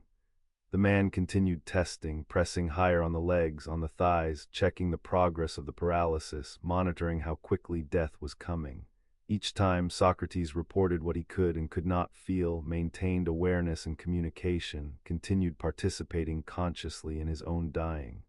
As the numbness reached his abdomen, Socrates spoke his final words. He said to Crito, his oldest and dearest friend who sat beside him, "Crito, we owe a debt to Asclepius. Pay it and do not neglect it." The words were puzzling, have been debated for centuries, admit of multiple interpretations. Asclepius was the god of healing, and Greeks would sacrifice a rooster to him when cured of illness. Was Socrates saying that death is cure for the disease of life, that he was finally being healed of existence itself, that mortality is the illness and death is the cure? Or was he simply remembering some ordinary religious obligation, some promise he had made, some debt that needed to be discharged? Or was he being ironic, philosophical to the very end, making a joke about owing thanks to the healing god for the poison that was killing him? We do not know. Socrates did not explain, could not explain, because the paralysis had reached his chest, had begun affecting his breathing, had made speech impossible. Crito asked if there was anything else he wanted to say, any final words, any instruction or farewell. But Socrates did not answer, could not answer, had said his last words, had completed the examined life with a final enigmatic utterance that would occupy interpreters for millennia. His friends watched as the breathing became labored, as the body struggled for air that the poisoned lungs could no longer process, as the life that had been Socrates, the questioning, the examining, the pursuit of wisdom, the gadfly's stinging, the demon's guidance, the philosophical practice that had defined him came to its end. The executioner lifted the cloth that had been placed over Socrates' face, checked for signs of life, found none. The eyes were open, staring, unseeing. Crito reached over and closed them gently, closed the mouth, composed the body with respect and love, performed the final services that the living owe to the dead. The cell was silent except for the weeping of friends who had lost their teacher, their companion, their example of how to live philosophically. Socrates was dead. The hemlock had done its work. The body lay still on the pallet, while the soul, if soul there was, if Socrates' arguments for immortality had any truth, departed for whatever destination awaits the dead, for whatever judgment or transformation or dissolution death brings. The cup was empty. The poison was consumed. And what remained was body that would be buried according to custom, memory that would be preserved by students who would spend the rest of their lives writing dialogues that captured something of Socrates' presence and method, legacy that would shape philosophy for 2 millennia, example that would inspire countless others to value truth over comfort, wisdom over safety, examined life over unthinking existence. The cup held poison and peace poison that ended life. Peace that came from having lived according to examined principles, from having maintained integrity to the end, from having shown that philosophy is not abstract theory but is way of life that requires courage, that might cost everything, that is worth what it costs because living well matters more than living long, because the examined life is the only life worth living even when examination leads to hemlock, even when the gadfly is crushed. Even when truth becomes crime and the one who questions is condemned for questioning, the cup empties, the body stills, and philosophy born in wonder, sustained by examination, proved through martyrdom continues in everyone who chooses to question rather than to accept, to examine rather than to conform, to pursue wisdom even when pursuit brings danger, even when the city condemns, even when the hemlock waits. The poison killed Socrates. But it could not kill philosophy, could not silence the questions, could not stop the examination that continues wherever humans wonder, wherever we ask what we should believe and how we should live and whether we truly understand what we claim to know. The cup is drunk, the teaching endures. And Socrates dies into immortality, not the personal immortality he hoped for but did not know, but the immortality of influence, of method preserved, of questions that outlive the questioner, of examined life that continues because he showed us how to live it, how to die for it, how to maintain it to the very end. After Socrates died, after the hemlock stopped his breathing and his body was carried out for burial, after the tears dried and the grief settled into the dull ache of permanent loss, his students faced a question that Socrates himself could no longer help them answer. What now? The teacher was dead, executed by Athens for impiety and corrupting youth, condemned by the city that should have honored him. The philosophical community that had gathered around Socrates in the Agora, that had spent days and years in examination and dialogue, that had learned to question and to think and to pursue wisdom through the method Socrates demonstrated, this community was scattered, was afraid, was uncertain whether Athens would be satisfied with executing Socrates or would continue prosecuting his associates. Some fled immediately, left Athens for other cities, for places where they would not be known as Socrates' students, where the association would not mark them as dangerous, where they could continue their lives without fear of prosecution. Euclid went to Megara, taking some of the other students with him, establishing what would become the Megarian school of philosophy that emphasized logical puzzles and dialectical arguments. Aristippus returned to Cyrene in North Africa, eventually founding the Cyrenaic school that emphasized pleasure as the highest good, that interpreted Socratic ethics in hedonic terms, that took from Socrates the commitment to examined life but gave that commitment a very different content than Plato would give it.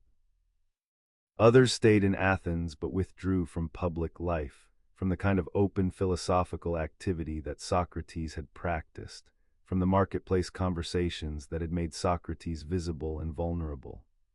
They taught privately if they taught at all, were careful not to attract attention, were wary of saying anything that might be construed as impiety or corruption, were trying to preserve themselves and perhaps preserve some of what Socrates had taught while not repeating his fate.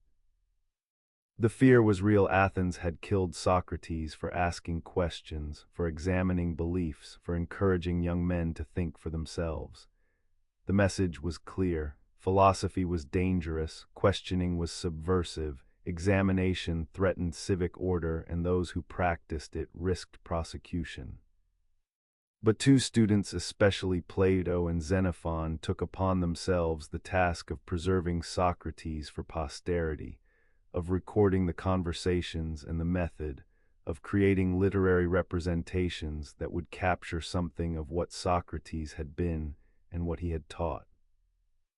They could not preserve Socrates himself, the living presence, the voice, the irony, the immediate experience of being examined by him. The transformative power of his questioning, all this was gone, was lost with his death, could not be recovered. But they could preserve the method, could record the kinds of questions Socrates asked and how he pursued them, could create dialogues that showed Socrates in conversation, could provide readers who had never met Socrates with some access to his philosophical practice. Plato was younger, was perhaps 28 when Socrates died, had been profoundly influenced by his association with Socrates, had found in him the teacher who made philosophy into a life's calling, who showed that pursuing wisdom was worthwhile occupation for a serious and gifted person, who demonstrated that examination could be rigorous and transformative. After Socrates' death, Plato traveled, went to Megara, to Egypt perhaps, to southern Italy, where he encountered Pythagorean philosophy, absorbed influences that would shape his own thinking. But eventually he returned to Athens and founded the Academy, the school that would last for 900 years, that would become the center of philosophical education in the ancient world, that would train philosophers and mathematicians and statesmen who would spread Platonic ideas throughout the Mediterranean. The dialogues Plato wrote made Socrates immortal in a way that no memorial or statue could have achieved. In these conversations set down in writing, Socrates lived again, questioning and examining, exposing contradictions and pursuing definitions, demonstrating the elenchus and practicing the examined life. The Socrates of Plato's dialogues is literary creation rather than historical record, is philosophical character rather than biographical portrait, is Plato's representation of his teacher rather than stenographic transcript of actual conversations. Scholars have debated for centuries how much of the dialogues represents the historical Socrates and how much represents Plato's own philosophy put into Socrates' mouth. The question probably admits no definitive answer. The dialogues are literary and philosophical rather than historical documents, are meant to preserve a method and a way of thinking rather than to record exact words. But through Plato's dialogues, Socrates became known to readers who had never met him, who lived in other cities and other centuries, who encountered philosophy through these texts rather than through personal association with a living teacher. The Apology preserved Socrates' defense at his trial, made his death into martyrdom, showed philosophy as practice that might require dying for truth. The Credo recorded the arguments for why Socrates refused to escape, demonstrated his integrity, showed him choosing death over injustice. The Phaedo presented the final conversations about immortality, depicted the death scene, created an image of the philosopher dying calmly, examining to the end, maintaining composure in the face of death.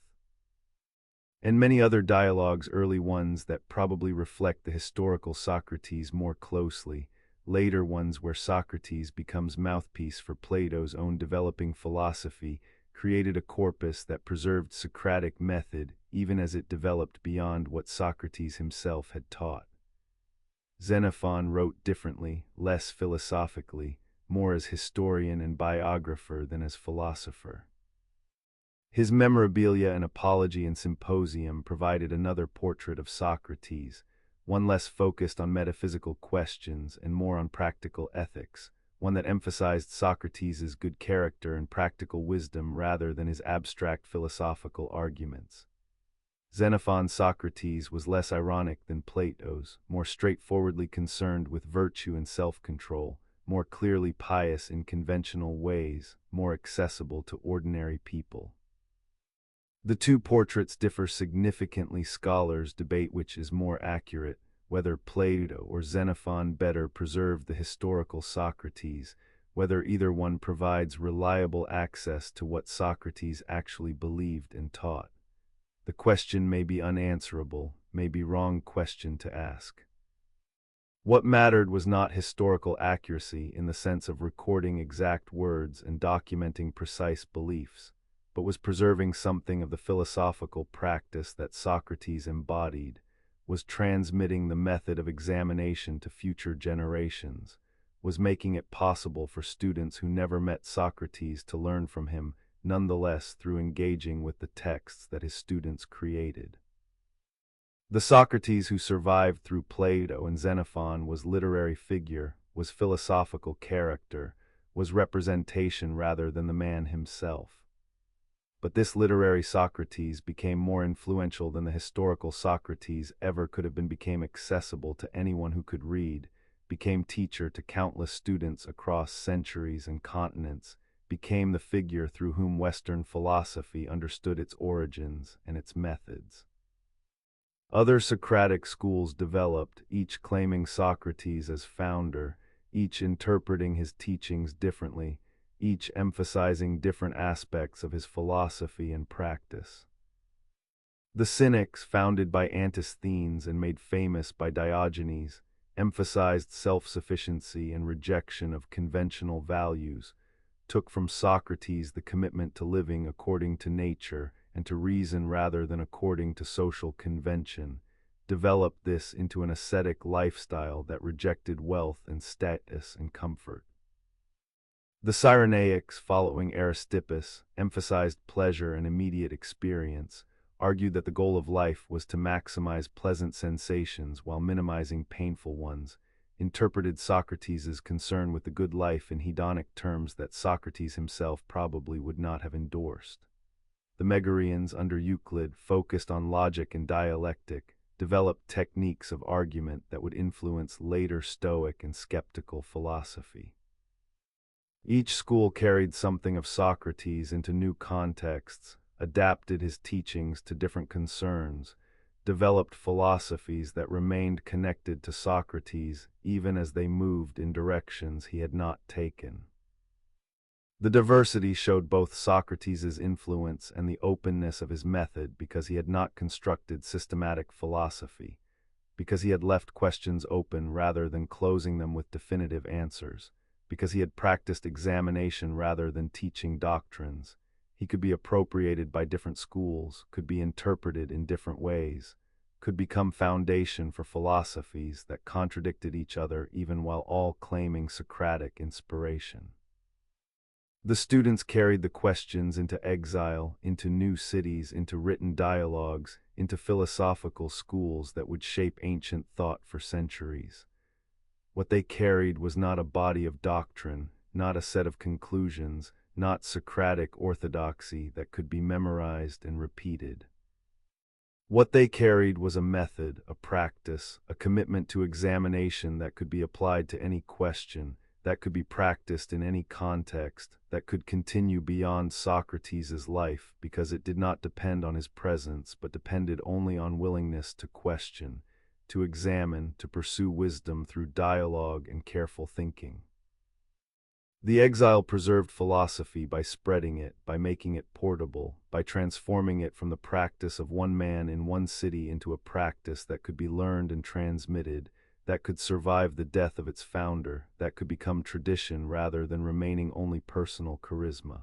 Socrates died, but the questions he asked continued being asked. The examination he practiced continued being practiced.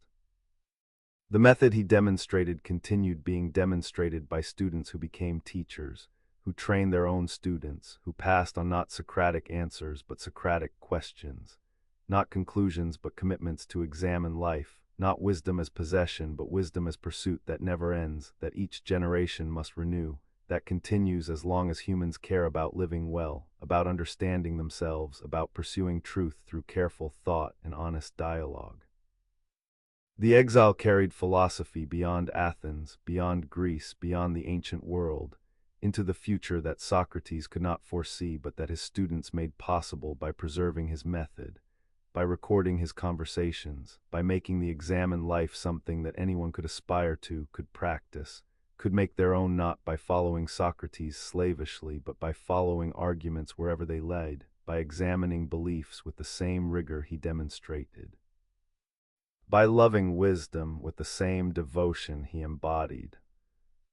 What remains of Socrates, what endures beyond the historical person, beyond the literary representations, beyond the competing interpretations and the schools that claimed him, is a method.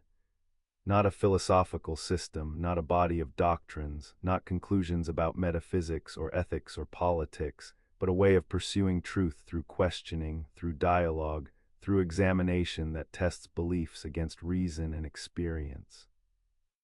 The Socratic method, as it came to be called, survived because it was teachable without requiring belief in particular doctrines, was practicable without requiring adherence to specific conclusions, was applicable to any question regardless of subject matter.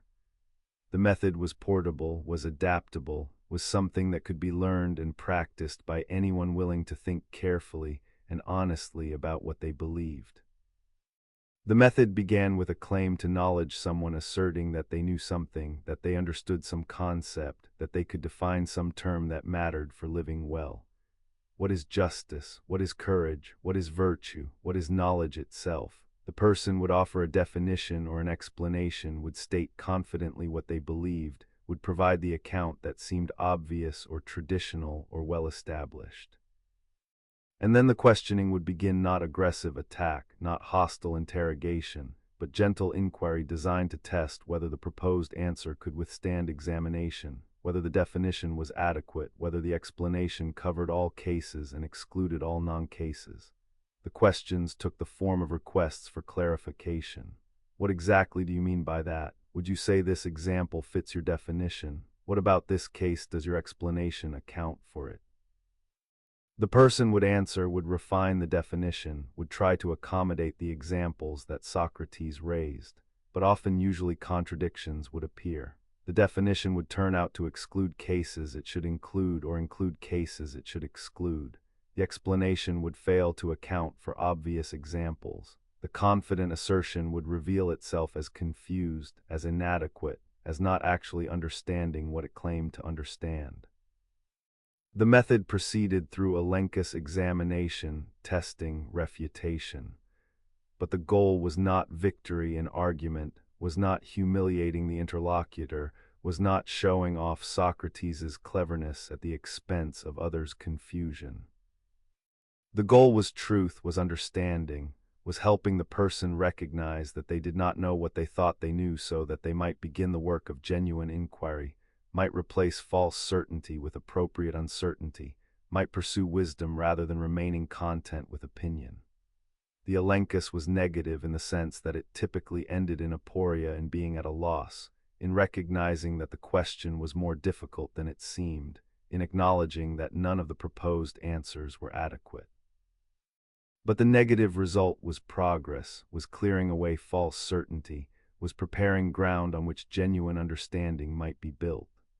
Socrates compared himself to a midwife. He could not give birth to ideas, but could help others give birth to their own ideas, could assist in the difficult labor of thinking carefully about difficult questions, could ask the questions that allowed others to discover for themselves what they had not previously known. The method was maieutic midwifery applied to ideas, to thoughts, to the understanding that had to be born from within rather than being implanted from without. The method required certain virtues, certain commitments, certain ways of engaging that made philosophical dialogue possible. It required intellectual humility, willingness to admit when you don't know, readiness to be corrected when you're wrong, openness to having your beliefs challenged and examined. It required honesty, saying what you actually believe rather than what you think will win the argument, following the argument wherever it leads rather than defending predetermined conclusions, acknowledging when arguments succeed and when they fail. It required patience with the slow process of examination, with the difficulty of questions that admit no easy answers, with the aporia that is frustrating but necessary step toward understanding.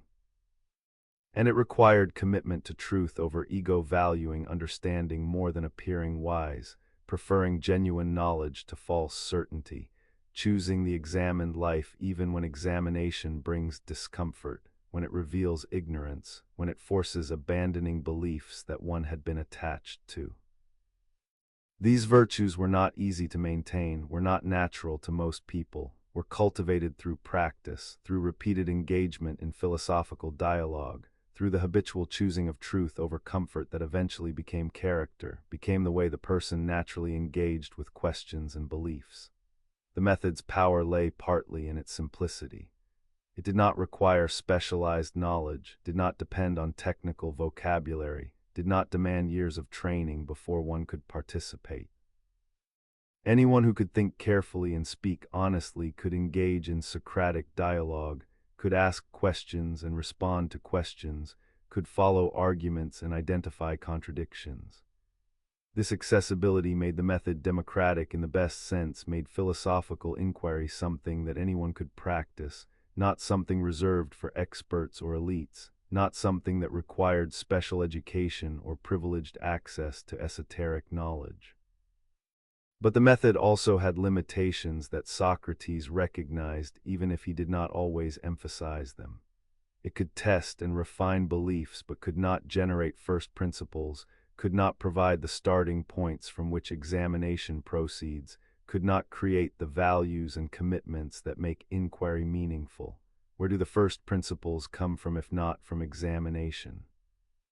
Socrates suggested intuition, suggested the nous that grasps self-evident truths, suggested that some things must be accepted without proof because proof requires premises, and those premises must ultimately rest on something unproven. But this created tension with the commitment to examination. If some things must be accepted without examination, how do we know which things? How do we distinguish genuine intuition from mere prejudice? How do we prevent examination from becoming infinite regress that never reaches any foundation? The method also struggled with practical questions that required decision and action rather than continued examination. When should examination stop and decision begin? When is further questioning simply procrastination, avoidance of commitment, refusal to take responsibility for acting in uncertainty? Socrates sometimes seemed to value examination for its own sake, to prefer continued questioning to reaching conclusions, to be more comfortable in aporia than in the commitment that action requires. The vita contemplativa, the life of contemplation and examination, was clearly valuable, was perhaps the highest form of human life. But most people also needed to act, to make choices about how to live, to commit to relationships and projects and values, even when examination had not yielded certainty. How does the examined life accommodate the need for action when examination never ends? Modern education has adopted Socratic method, or versions of it, as pedagogical tool, the practice of teaching through questioning rather than through lecturing, of helping students discover answers rather than simply providing them, of developing critical thinking skills through dialogue and examination. Law schools especially use Socratic method, questioning students about cases, pressing them to defend their reasoning, revealing weaknesses in their arguments, training them to think clearly and respond to challenges. The practice is sometimes criticized for being anxiety-producing, for privileging certain kinds of verbal agility, for working better with some learning styles than others. But the core insight remains valuable, that genuine understanding cannot be transmitted passively, cannot be received like information downloaded into a computer, must be achieved through each person's own thinking, through their own work of examining and questioning and constructing understanding that can withstand scrutiny. The method survives because it captures something essential about how understanding develops, about what distinguishes genuine knowledge from mere opinion, about why examination matters for living well. We think we know many things that we do not actually know, accept many beliefs that we have never examined, claim understanding that dissolves when questioned carefully. The Socratic method exposes this, reveals the difference between knowledge and opinion, shows us what we do and do not understand.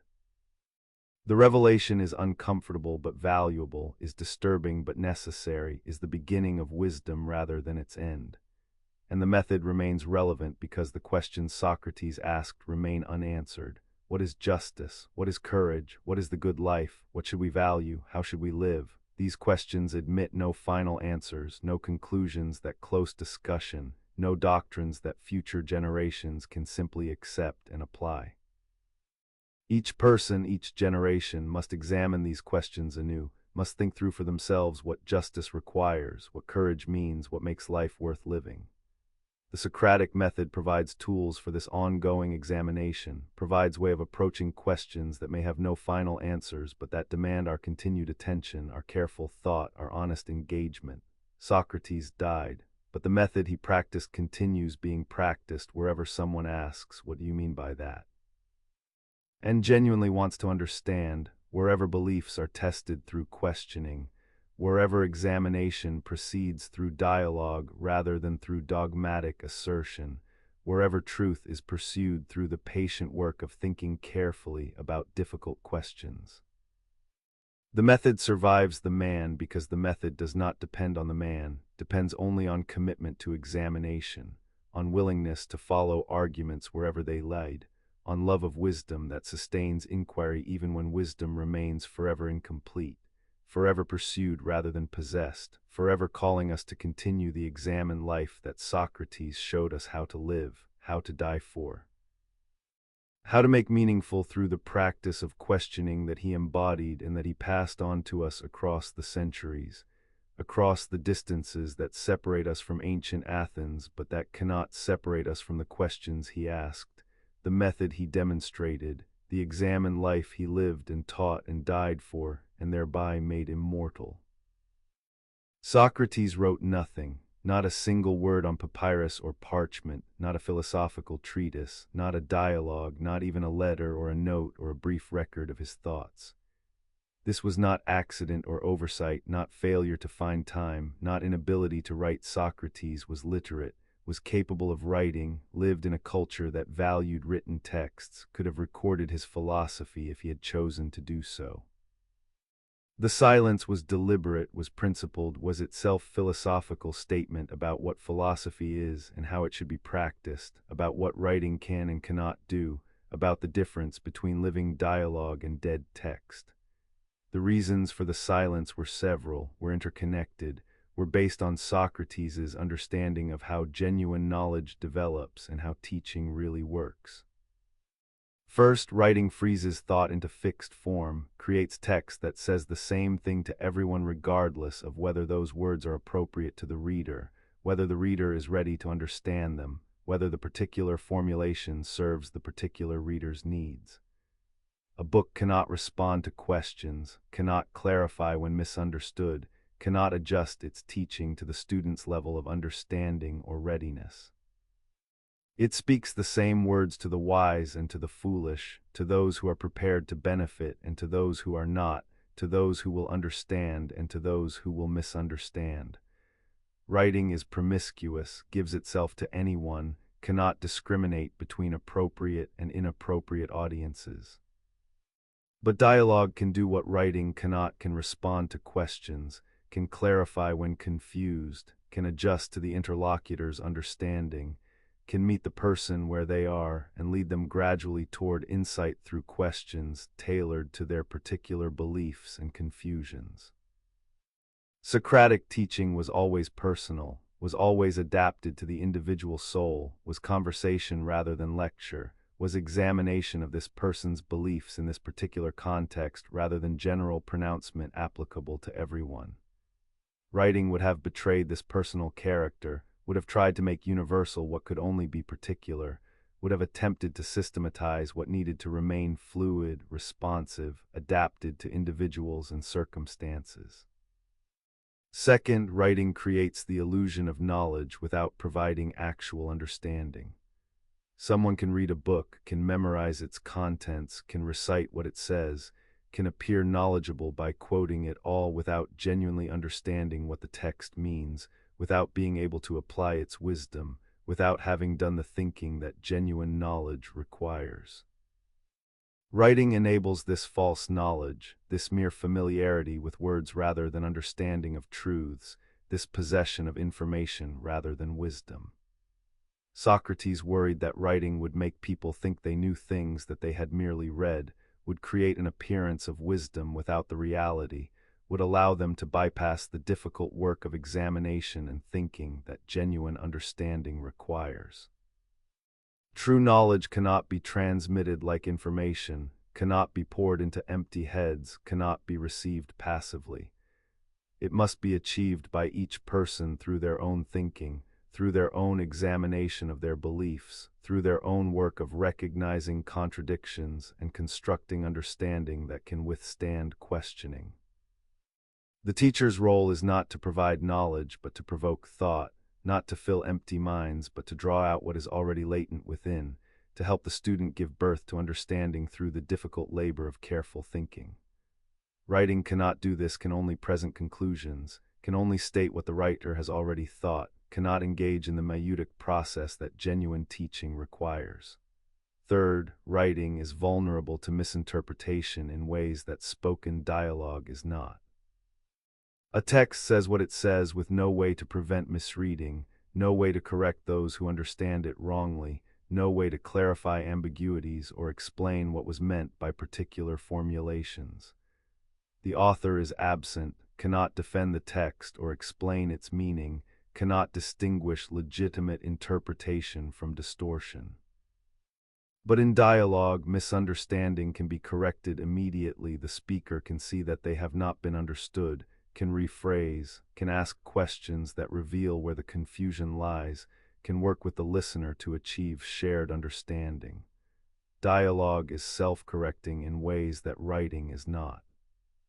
These concerns about writing were not unique to Socrates. Plato shared them, expressed them explicitly in the Phaedrus, where Socrates, ironically, in writing warns about writing's limitations, compares writing to painting that produces images but not living things, argues that the best use of writing is as reminder for those who already know rather than as teaching for those who do not. But Plato chose to write anyway, chose to create dialogues that represented Socratic conversations, chose to use writing to preserve something of Socrates' method even while acknowledging writing's limitations. Socrates made the stricter choice, maintained the silence, refused to write even at cost of having nothing survive except through others' representations of him. The silence means that the historical Socrates is lost to us in ways that written records could have prevented. We have no access to his own voice unmediated by interpretation, no text where we can be confident we are reading what Socrates actually thought rather than what Plato or Xenophon thought he thought or wanted to portray him as thinking. The Socrates we know is literary construction, is philosophical character, is representation rather than the man himself. Scholars debate endlessly which dialogues represent the historical Socrates most accurately, which beliefs and methods were really his and which were Plato's or others' developments. The questions probably cannot be answered definitively because the silence left no standard against which representations could be judged. But perhaps this uncertainty, this irretrievable distance from the historical Socrates, is itself part of the teaching. Perhaps Socrates understood that what mattered was not preserving his particular beliefs or documenting his specific arguments, but was transmitting a method, a practice, a way of engaging philosophically that students could make their own rather than merely repeating. By leaving no written text, Socrates forced his students to think for themselves, to develop their own philosophies in response to what they had learned from him, to become philosophers rather than remaining disciples who simply repeated the master's words. The silence created space for creativity, for interpretation, for the development of diverse Socratic schools that took different directions, even while all claiming inspiration from Socrates. The silence also made Socrates into question mark rather than period, into philosophical presence that provokes rather than resolves, that calls for response rather than demanding acceptance. Because we do not have Socrates' own words, because we cannot be certain what he actually believed or taught, he remains forever open to interpretation, forever capable of being reappropriated by new generations, forever available to mean something slightly different to each reader, each philosopher, each person who encounters him through the texts his students created. The silence keeps Socrates alive in ways that written corpus might not have, keeps him as living question rather than dead doctrine, as philosophical challenge rather than historical monument, as presence that continues calling us to examine ourselves rather than to study him. Modern philosophy has ambivalent relationship with Socratic silence. On one hand, we value writing, depend on texts, build philosophical traditions through careful reading and interpretation of written works, cannot imagine philosophy without the books and articles and commentaries that constitute its history and ongoing practice. On the other hand, we recognize what Socrates understood, that reading is not the same as thinking, that mastering texts is not the same as achieving wisdom, that philosophical understanding requires more than accumulating knowledge about what others have written. The best philosophical education combines reading texts with engaging in dialogue, studying what has been written with practicing the art of careful thinking and honest conversation that Socrates exemplified. The silence that spoke louder than words continues speaking to anyone willing to listen, continues teaching that philosophy is practice rather than theory, is activity rather than accumulation, is way of living rather than body of doctrine. We cannot hear Socrates' voice, cannot read his arguments in his own words, cannot be certain we understand what he actually believed. But we can practice the examination he practiced, can ask the kinds of questions he asked, can pursue wisdom through the method he demonstrated, even though the method comes to us only through others' representations, only through texts that Socrates himself would have distrusted, only through the writing that he refused to create but that his students created about him. The silence remains. The words that Socrates did not write continue not being written, continue being absent, continue reminding us that what matters is not possessing wisdom but loving it, not having answers but asking questions, not reading what others have thought but doing our own thinking, our own examining, our own philosophical work. The silence speaks still, says what no written text could say, that philosophy is not in books but in souls, not in conclusions but in inquiry, not in what has been written but in what remains to be thought, to be examined, to be pursued by each person, each generation, each seeker after wisdom who must begin again where Socrates began, in recognizing ignorance, in acknowledging uncertainty, in committing to the examined life that writing about cannot replace, that reading about cannot substitute for. That each of us must live for ourselves if the examined life is to be our life, if wisdom is to be our pursuit, if Socrates' silence is to speak to us what only silence can speak, that the most important things cannot be written, can only be lived. Socrates died in 399 BCE, was executed by drinking hemlock, was killed by Athens for asking too many questions, for disturbing too many certainties, for being the gadfly that the comfortable horse finally decided to crush. The death should have been the end, should have silenced the questioning, should have stopped the examination, should have served as warning to other philosophers that the examined life was dangerous, that challenging conventional wisdom could cost everything, that Athens would tolerate critique only up to a point, and that Socrates had crossed that point. The city expected that by killing Socrates it would solve a problem, would eliminate an irritant, would restore the peace that the gadfly had disturbed through his constant stinging. But the death became something Athens had not intended, something that no one could have predicted, something that transformed Socrates from troublesome local figure into eternal symbol, from Athenian gadfly into philosophy's first martyr, from the man who claimed to know nothing into the teacher whose death proved that philosophy mattered, that truth was worth dying for, that the examined life was not merely interesting intellectual exercise, but was commitment that might require ultimate sacrifice. The death became immortal, became the moment that defined how Western philosophy would understand itself, would remember its origins, would conceive its highest aspirations and most difficult demands. The transformation happened through Plato's dialogues, especially through the literary representations that made Socrates' trial and death into founding myth of philosophy as practice that might require courage, that might demand integrity, that might cost everything yet remain worthwhile, because wisdom matters more than survival, because truth matters more than comfort, because living well matters more than living long. The apology portrayed Socrates' defense speech, showed him refusing to compromise, insisting on his mission even when compromise might save his life, maintaining that the examined life was worth dying for. The Credo showed him refusing escape, choosing to obey unjust law rather than commit injustice by fleeing, demonstrating consistency between his philosophical principles and his actions.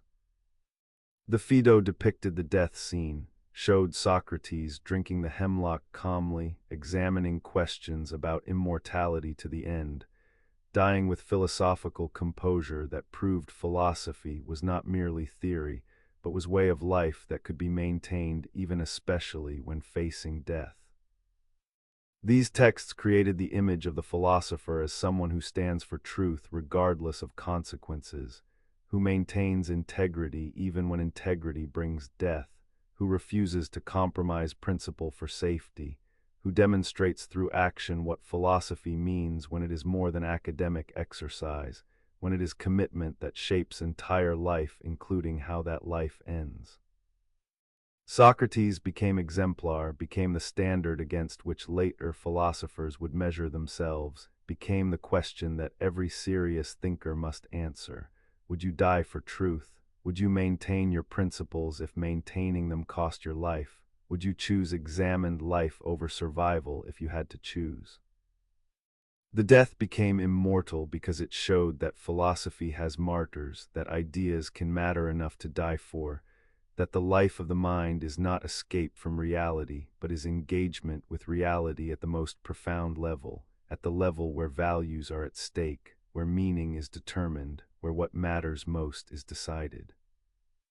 Before Socrates, philosophy in Greece had been largely cosmological speculation theories about the nature of the universe, about what things are made of, about the mathematical structures underlying apparent chaos. After Socrates, especially after his death, philosophy became more concerned with how to live, with ethics and politics and the examined life, with questions that touched directly on human existence and that demanded not just theoretical answers but practical commitment. The death also revealed something about the relationship between philosophy and political power, between truth-seeking and civic authority, between the examined life and social order. Athens killed Socrates because his questioning threatened the city, because examination exposed ignorance in the powerful, because the gadfly's stinging disturbed the comfortable certainties on which civic consensus rested. The message was that there are limits to free speech, that some questions are too dangerous, that examination can go too far, that the city will protect itself against those who undermine its foundations even when those foundations rest on unexamined assumptions. Every society since has faced the same tension, has had to balance the value of critical thought against the need for social cohesion, has had to decide where to draw the line between acceptable questioning and dangerous subversion. Socrates' death showed that this tension is real, that the philosopher and the city can come into conflict, that the examined life and civic order can be incompatible, that martyrdom for truth is not merely hypothetical possibility, but is price that might actually be demanded. The death became immortal because it made these tensions visible, made philosophy's potential danger manifest, showed that seeking truth is not safe occupation, that the gadfly risks being crushed, that the questioner risks being silenced. Every philosopher since who has challenged authority, who has questioned orthodoxy, who has examined beliefs that society wants to keep unexamined, every such philosopher walks in Socrates' shadow, faces the possibility that what happened to him might happen to them, must decide whether they value truth enough to risk what he risked. But the death also inspired, became source of courage for later philosophers, became proof that the examined life is worth dying for because Socrates died for it, became argument that truth matters because people have given their lives to pursue it. When Giordano Bruno was burned at the stake for defending Copernican astronomy, when Thomas More was executed for refusing to acknowledge Henry VII's supremacy over the Church, when countless other thinkers faced persecution for ideas that challenged authority, they walked consciously in Socrates' tradition, understood themselves as his heirs, drew courage from his example. The death was not just historical event, but was ongoing presence, was martyrdom that continued inspiring resistance to tyranny, commitment to truth, refusal to compromise integrity even when compromise would be safer.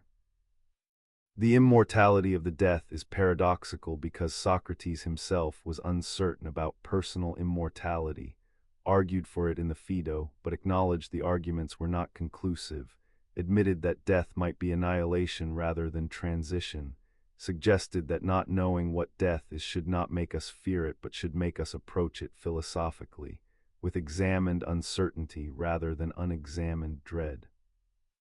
His personal immortality, whether his soul survived his body's death, remains as uncertain now as it was then. But his other immortality, his immortality through influence, his living on in every philosopher who practices examination, who values truth over comfort, who maintains integrity in face of pressure to conform, this immortality is not uncertain but is manifest, is demonstrated daily wherever philosophy continues, wherever the examined life is practiced, wherever someone asks questions that disturb certainty and expose ignorance and pursue wisdom at whatever cost. The death became immortal because death could not kill what mattered most about Socrates, the questions he asked, the method he practiced, the commitment he demonstrated, the example he set. These survived the hemlock, survived the execution, survived Athens's attempt to silence the gadfly. And they continue surviving, continue living in every generation that rediscovers Socrates, that reads the dialogues, that practices the examined life, that refuses to accept conventional wisdom without scrutiny, that values wisdom over safety and truth over survival. Socrates died. But what he died for lives on continues inspiring, continues calling us to examine our lives, to question our certainties, to pursue understanding even when pursuit brings danger, even when the city condemns, even when the hemlock waits. The death became immortal. The martyr lives through those who continue the work he began, who practice the examination he demonstrated, who love wisdom with the devotion he embodied, who prove through living examinedly that his death was not in vain, that what he died for matters, that the examined life remains worth living and worth dying for because it is the only life worth living, the only life that makes death meaningful, the only life that proves we were truly alive. What is justice? What is virtue? What is courage? What is piety? What is knowledge? What is the good life? Socrates asked these questions in the marketplace of Athens 25 centuries ago. Ask them of anyone who would engage, ask them through dialogue and examination, ask them without claiming to have answers, ask them knowing that the questions were more important than any answers he or anyone else might propose. The questions were never settled, never definitively answered, never closed in ways that would allow philosophy to move past them to other concerns. And so the questions remain as urgent, as difficult, as central to human existence as they were when Socrates first asked them, remain the questions that every generation must examine anew, must think through for themselves, must answer in their own way knowing that their answers will be questioned by the next generation just as previous answers were questioned by theirs. The questions outlive the questioner because they are not Socrates' questions but are human questions, questions that arise whenever humans reflect on how to live, what to value, what makes actions right or wrong, what distinguishes knowledge from opinion, what constitutes a life well lived. These questions are perennial, are eternal in the sense that they can never be finally answered, that every proposed answer generates new questions, that understanding deepens rather than terminates inquiry. To ask what justice is requires asking what equality means, what people deserve, how competing claims should be balanced, whether justice is giving each their due or treating all equally or something else entirely. Each answer raises new questions, opens new dimensions of the problem, reveals complexities that were not visible at first. This inexhaustibility is not defect of the questions, but is their nature, is why they remain philosophical rather than becoming scientific or technical, is why examination never ends, why the examined life requires constant vigilance and constant renewal. If the questions could be answered definitively, if philosophy could settle them once and for all, then Socrates' work would be done, the examined life would become unnecessary, we could simply learn the answers and apply them without needing to think any more. But the questions resist final answers, remain open, remain calling for continued examination, continued thought, continued engagement with the fundamental issues that make human existence meaningful and difficult. Socrates understood this, practiced it, embodied it in his refusal to claim knowledge, in his commitment to continued questioning, in his acceptance that aporia, being at a loss, was progress rather than failure, was recognition of difficulty rather than confession of defeat, was appropriate response to questions that exceed human capacity for certain knowledge. The modern temptation is to want closure, to want answers that settle questions, to want the kind of certainty that would allow us to stop examining, stop questioning, stop thinking so hard about what we should believe and how we should live. But Socrates taught that this temptation must be resisted, that premature certainty is more dangerous than acknowledged uncertainty, that false answers are worse than no answers, that examining questions carefully matters more than having answers quickly. The questions persist in modern life even when we do not acknowledge them as philosophical, even when we think we have settled them, even when we act as if the answers were obvious. Every time we make moral judgment, we are implicitly answering the question, what is virtue? Every time we decide what is fair in a dispute, we are implicitly answering what is justice. Every time we assess whether someone truly knows something or merely believes it, we are implicitly answering what is knowledge. The questions are inescapable, are embedded in how we think and act and judge, are unavoidable even when we try to avoid them by accepting conventional answers without examination. And this is why the examined life remains necessary, why Socrates' questions continue demanding our attention, why we cannot simply accept traditional wisdom or popular opinion without scrutiny. The conventional answers to philosophical questions are often confused, often contradict each other, often fail when examined carefully. We claim to value justice but disagree about what justice requires. We claim to seek knowledge but cannot clearly distinguish it from opinion. We claim to want the good life but pursue things that do not make us happy. The contradictions and confusions that Socrates exposed in his interlocutors remain in us, remain in our culture, remain as problems that require continued examination rather than being solved once and for all. The questions also evolve, take new forms in new contexts, require re-examination in light of changed circumstances. What courage means in the context of ancient warfare might differ from what it means in modern life. What justice requires in a small city-state might differ from what it requires in a global society with billions of people and vast inequalities of power and wealth.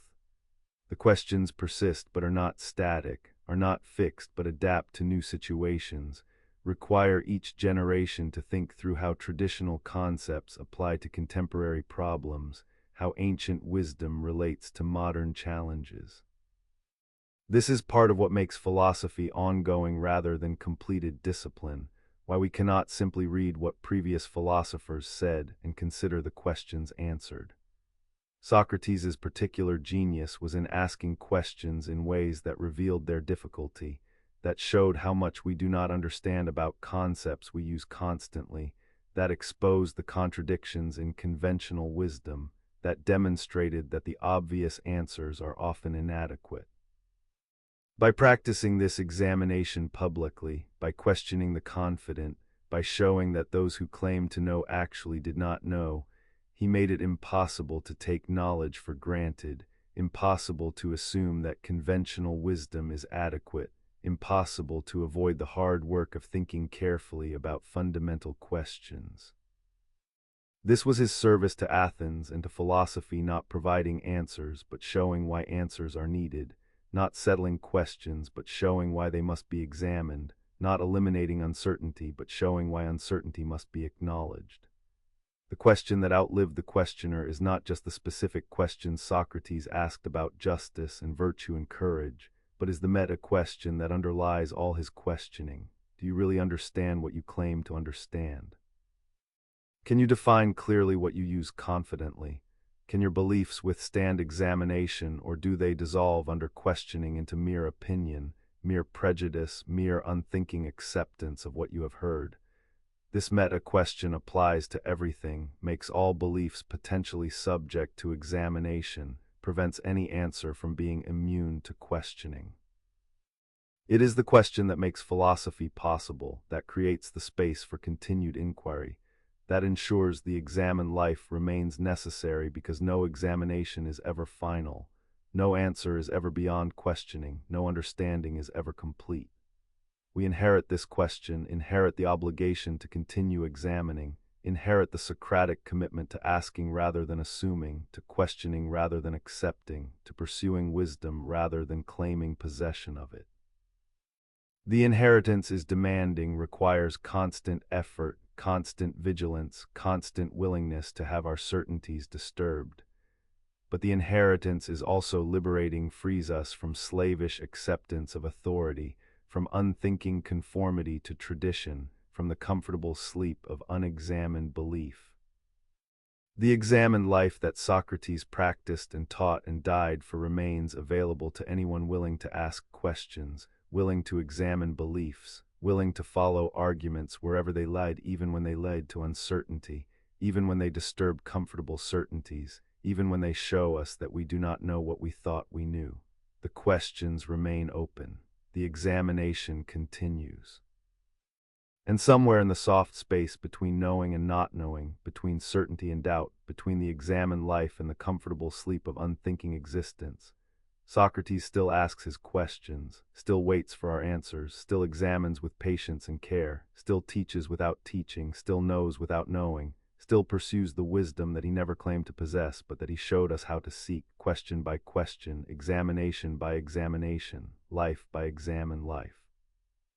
The questioner is gone, but the questions remain, and we who inherit them must decide: will we examine or will we sleep? Will we question or will we accept? Will we pursue wisdom or will we settle for opinion?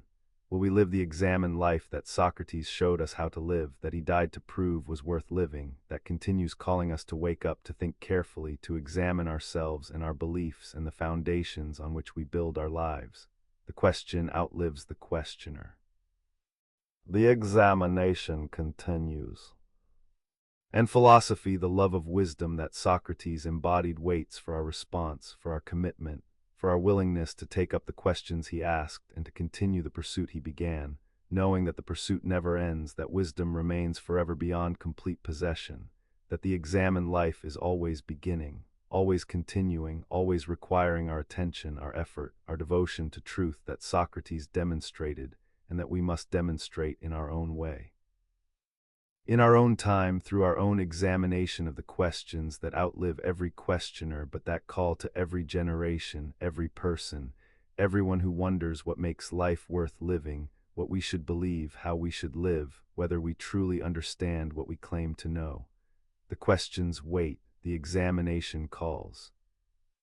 And the examined life, Socrates' gift to philosophy and to us, remains forever open, forever demanding, forever worthwhile, forever the only life worth living, because it is the life that knows it lives, that examines itself, that pursues wisdom with the devotion that Socrates showed is not merely possible but necessary, not merely admirable but obligatory, not merely one way to live but the way that makes life meaningful, that makes death acceptable, that makes wisdom worth pursuing even when pursuit brings no certainty, even when examination yields no final answers, even when the questions remain open and the quest continues and we must walk forward as Socrates walked, asking our questions, examining our beliefs, living the examined life that he lived and taught and died for and thereby made immortal.